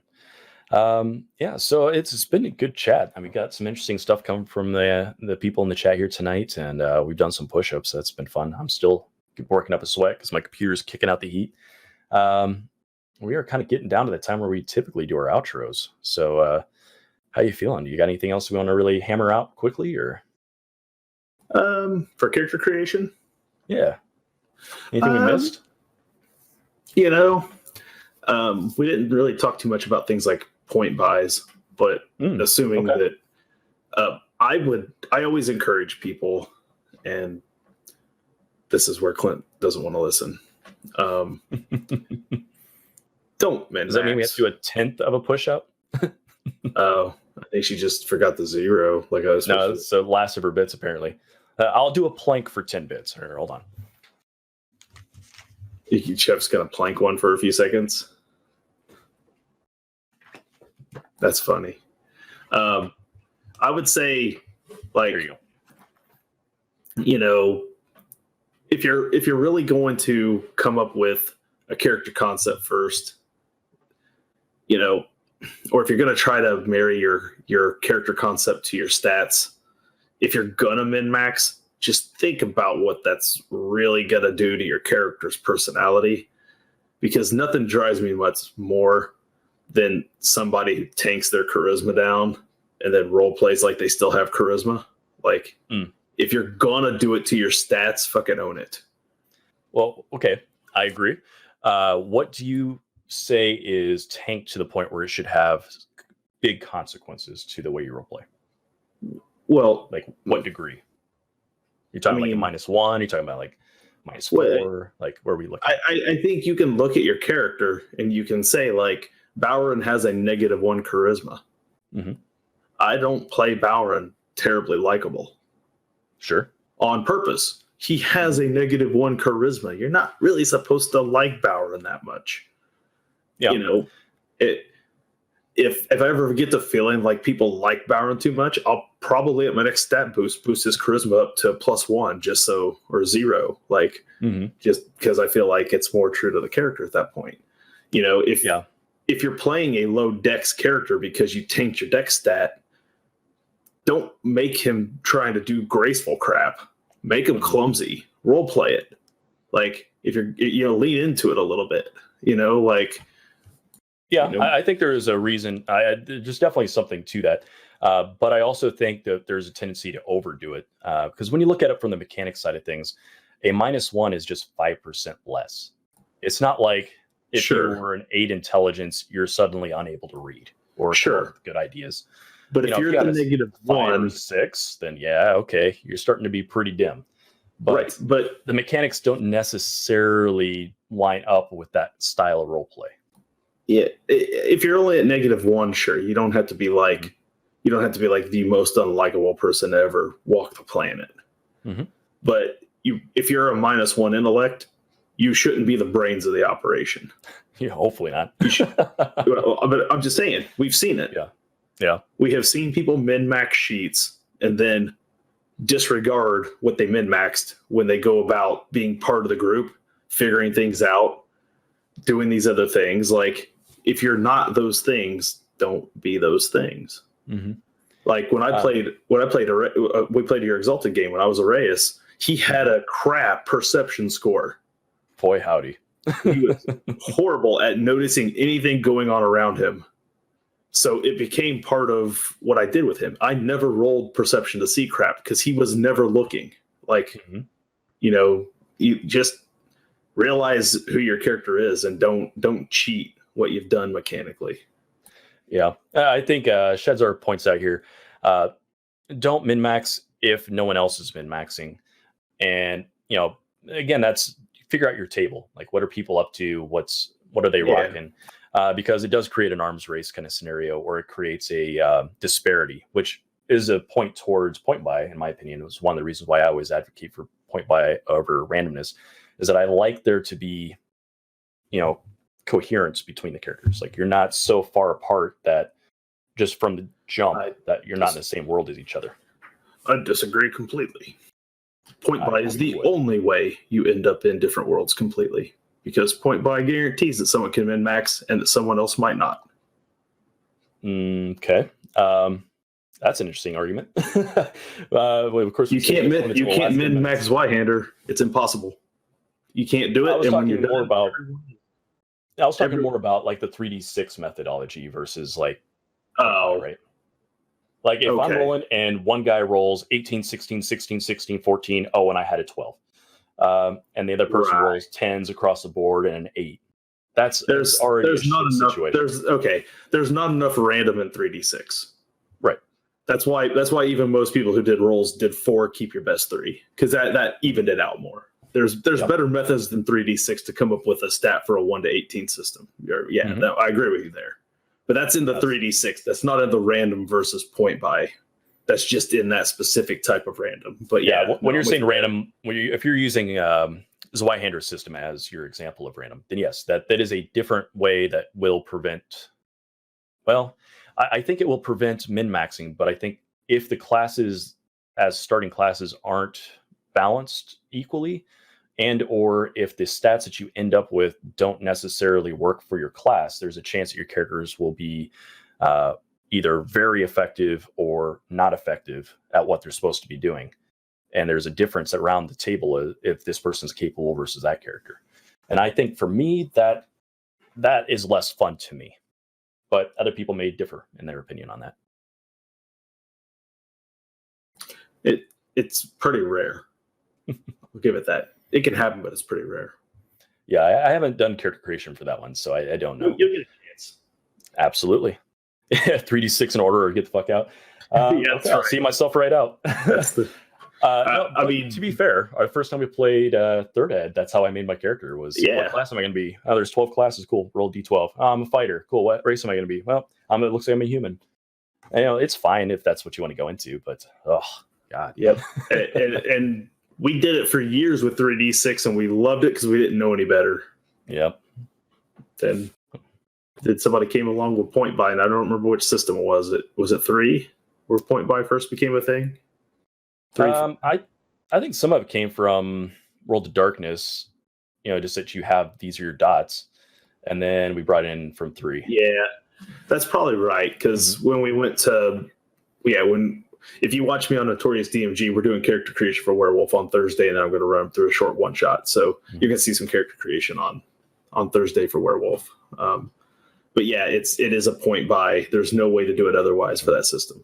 So Yeah, that is probably where we broke away. I've seen some tables that were like pick your class and then roll your stats, and then your stats end up being put where they go. That would piss me off. I'm not gonna lie. If I rolled a cleric and I didn't have a wisdom stat to actually cast a spell, I'd be pretty annoyed. You can make a good character out of it. That's how Dungeon Crawl Classics is. I know, that's why I don't play it. It's old school. I hate it. You're going to at the end of this month. One time. But yeah, if it's like a short thing, whatever, but it drives me bonkers for anything I'm going to take seriously. But we are running out of time. So there are some interesting topics there to dig our teeth into at some point, but not right now. So in terms of scheduling for the week, we got all kinds of stuff we've been up to during this coronavirus situation. So what day is today? Today is Monday. Obviously, that's the wisdom check, and we'll be around next Monday. Next Monday, we will be speaking with... Who we got next Wednesday? We got George Jaros, and we're going to be talking about board games and storytelling. So that's going to be cool. That'll be fun. Different take. Figure out how games differ, what's considered important for making a good board game. And yeah, we could do all the links known to man if you want to, Airlaser. Tuesday, aka tomorrow, we are going to be doing Bardic Knowledge. So Cam is going to do that. It's a music show where he puts together music for our homebrew campaign. And he is working, I think, this time on the Bad Guys songs, since he's pretty much gone through and made all of our songs on camera. And he goes through with all the software, shows you all of it, talks about music theory. It's pretty neat. And that's pretty cool. It's really neat. It's at 8 p.m. Central Standard Time. I'll do the next one, and I'll let you run the rest of them, just because next one's me, technically. And then Wednesday, I'm going to be starting up Pathfinder 2nd Edition. So it's going to be a good time. All the other guys got some characters. They're all pretty shenanigansy. And we are running a module, so it's going to be the Fall of Plaguestone. And it's our first take into it. So we're going to see how that goes. It should be fun. And I hope to see you guys there. It's going to be at 10 p.m. Central Standard Time on Wednesday night. And there will actually be some things you can do as audience members also to influence the game. So you'll be able to buy hero points for the players, which are rerolls. Hero points can also be used to get back from knocked out. And there's also an effect where one of the players, Levi, has decided he wants his magic to be kind of wild magic. And so whenever he casts a spell, you guys have the potential to create a wild effect, in which I'll roll off a random chart and something crazy will happen. And if you want to really spice it up, you can pay for a much higher, more bonkers character interaction thing off of a 10,000 random wild effect list. And it's going to be pretty crazy. Hopefully it doesn't destroy the campaign, but if it does, that's on you. So Dustin, what else do we have going on throughout the week? Yeah, so basically, come over on Wednesday and watch me be the champ. I'm going to take all the belts, all the titles, all of them. And then you can watch Thursday. These guys are going to be playing some World War Z. Most likely, yeah. Still the plan? Yeah. Sounds pretty good to me. Hey, thanks, Liching Hour. Hey, Liching Hour's here. It's awesome. Another one of them 50-bit planks there for you, Jeff. So I do, like, just go down? Do I? Yeah, go down and just don't come back. I'll tell you what, I'll just start on the ground, and then I'll just go up. We'll just start there. Go. You got a half-price push-up in there. So Thursday, they're going to be playing some World War Z here on the channel. You can continue to watch some of their antics. I know they've been doing a little voice acting with their World War Z gameplay. So hop in for a good time there. If you're not much for the video games and you want to stick to some more tabletopping, I am making an appearance, my first time GMing Notorious DMG TV here on Twitch. You'll be able to find me running Werewolf the Apocalypse 2nd Edition with a brand new group of players over at Notorious DMG who have, most of them have never played Werewolf.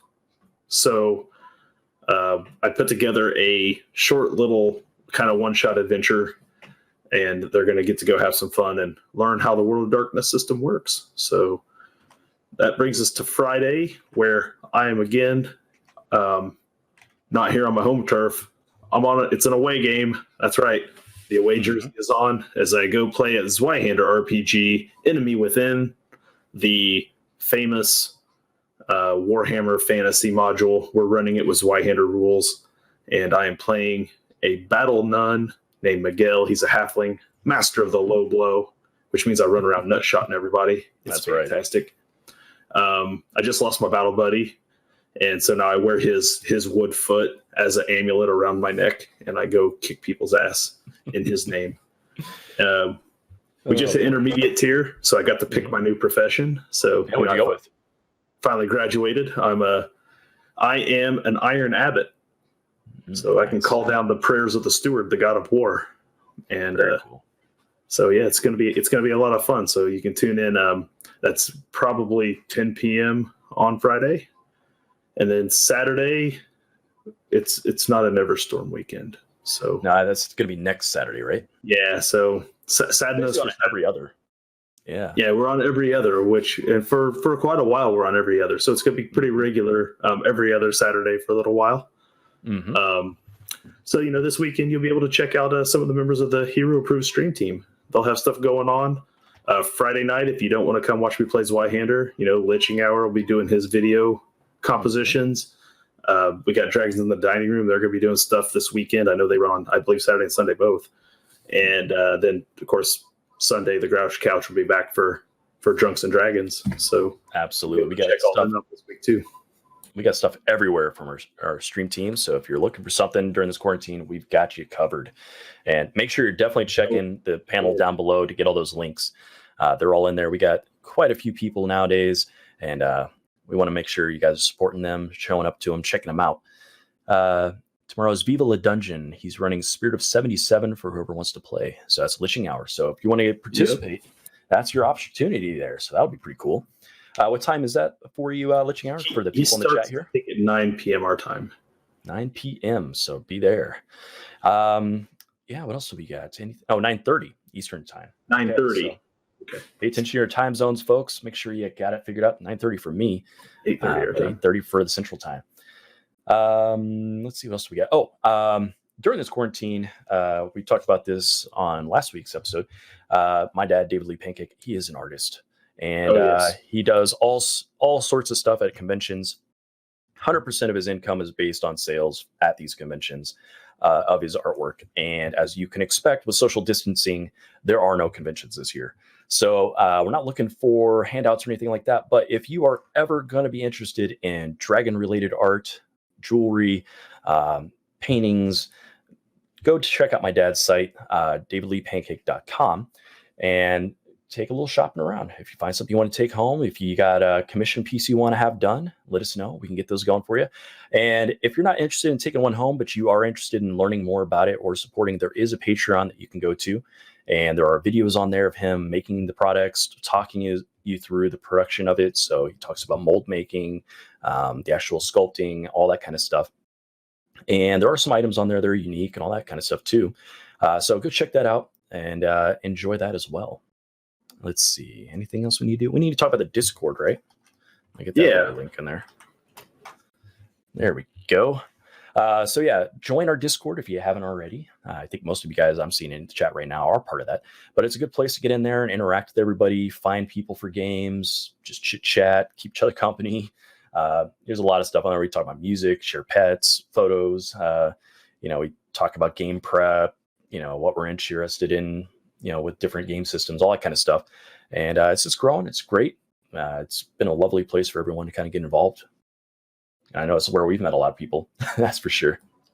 Yeah, we got people joining, and it seems like every day anymore. So yeah, it's pretty awesome. Yeah, we're up to over 450 followers now, and it's growing pretty quickly. So definitely, thanks to all of you. When we hit 500, we'll have to figure out something to do, maybe a giveaway or something. I want to hit 500 before the end of quarantine. That's my goal. We'll definitely do that. 500 before the end of quarantine. So yeah. Let's make that a goal. If we can get 500 people following us, that'll be a milestone we'll have to reward the chat with. So anything else I'm forgetting?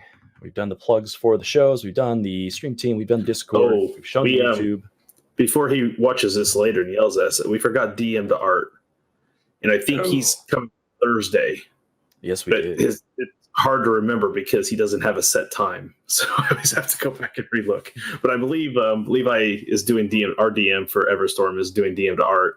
And I think he said he's going to do it before World War Z on Thursday. Thursday at 6 p.m. to 8 p.m. Yeah, 6 to 8. So you'll be able to see him from 6 to 8. And then at 9, you can come watch World War Z or me run Werewolf at Notorious DMG, whichever one you feel is more up your alley for the night.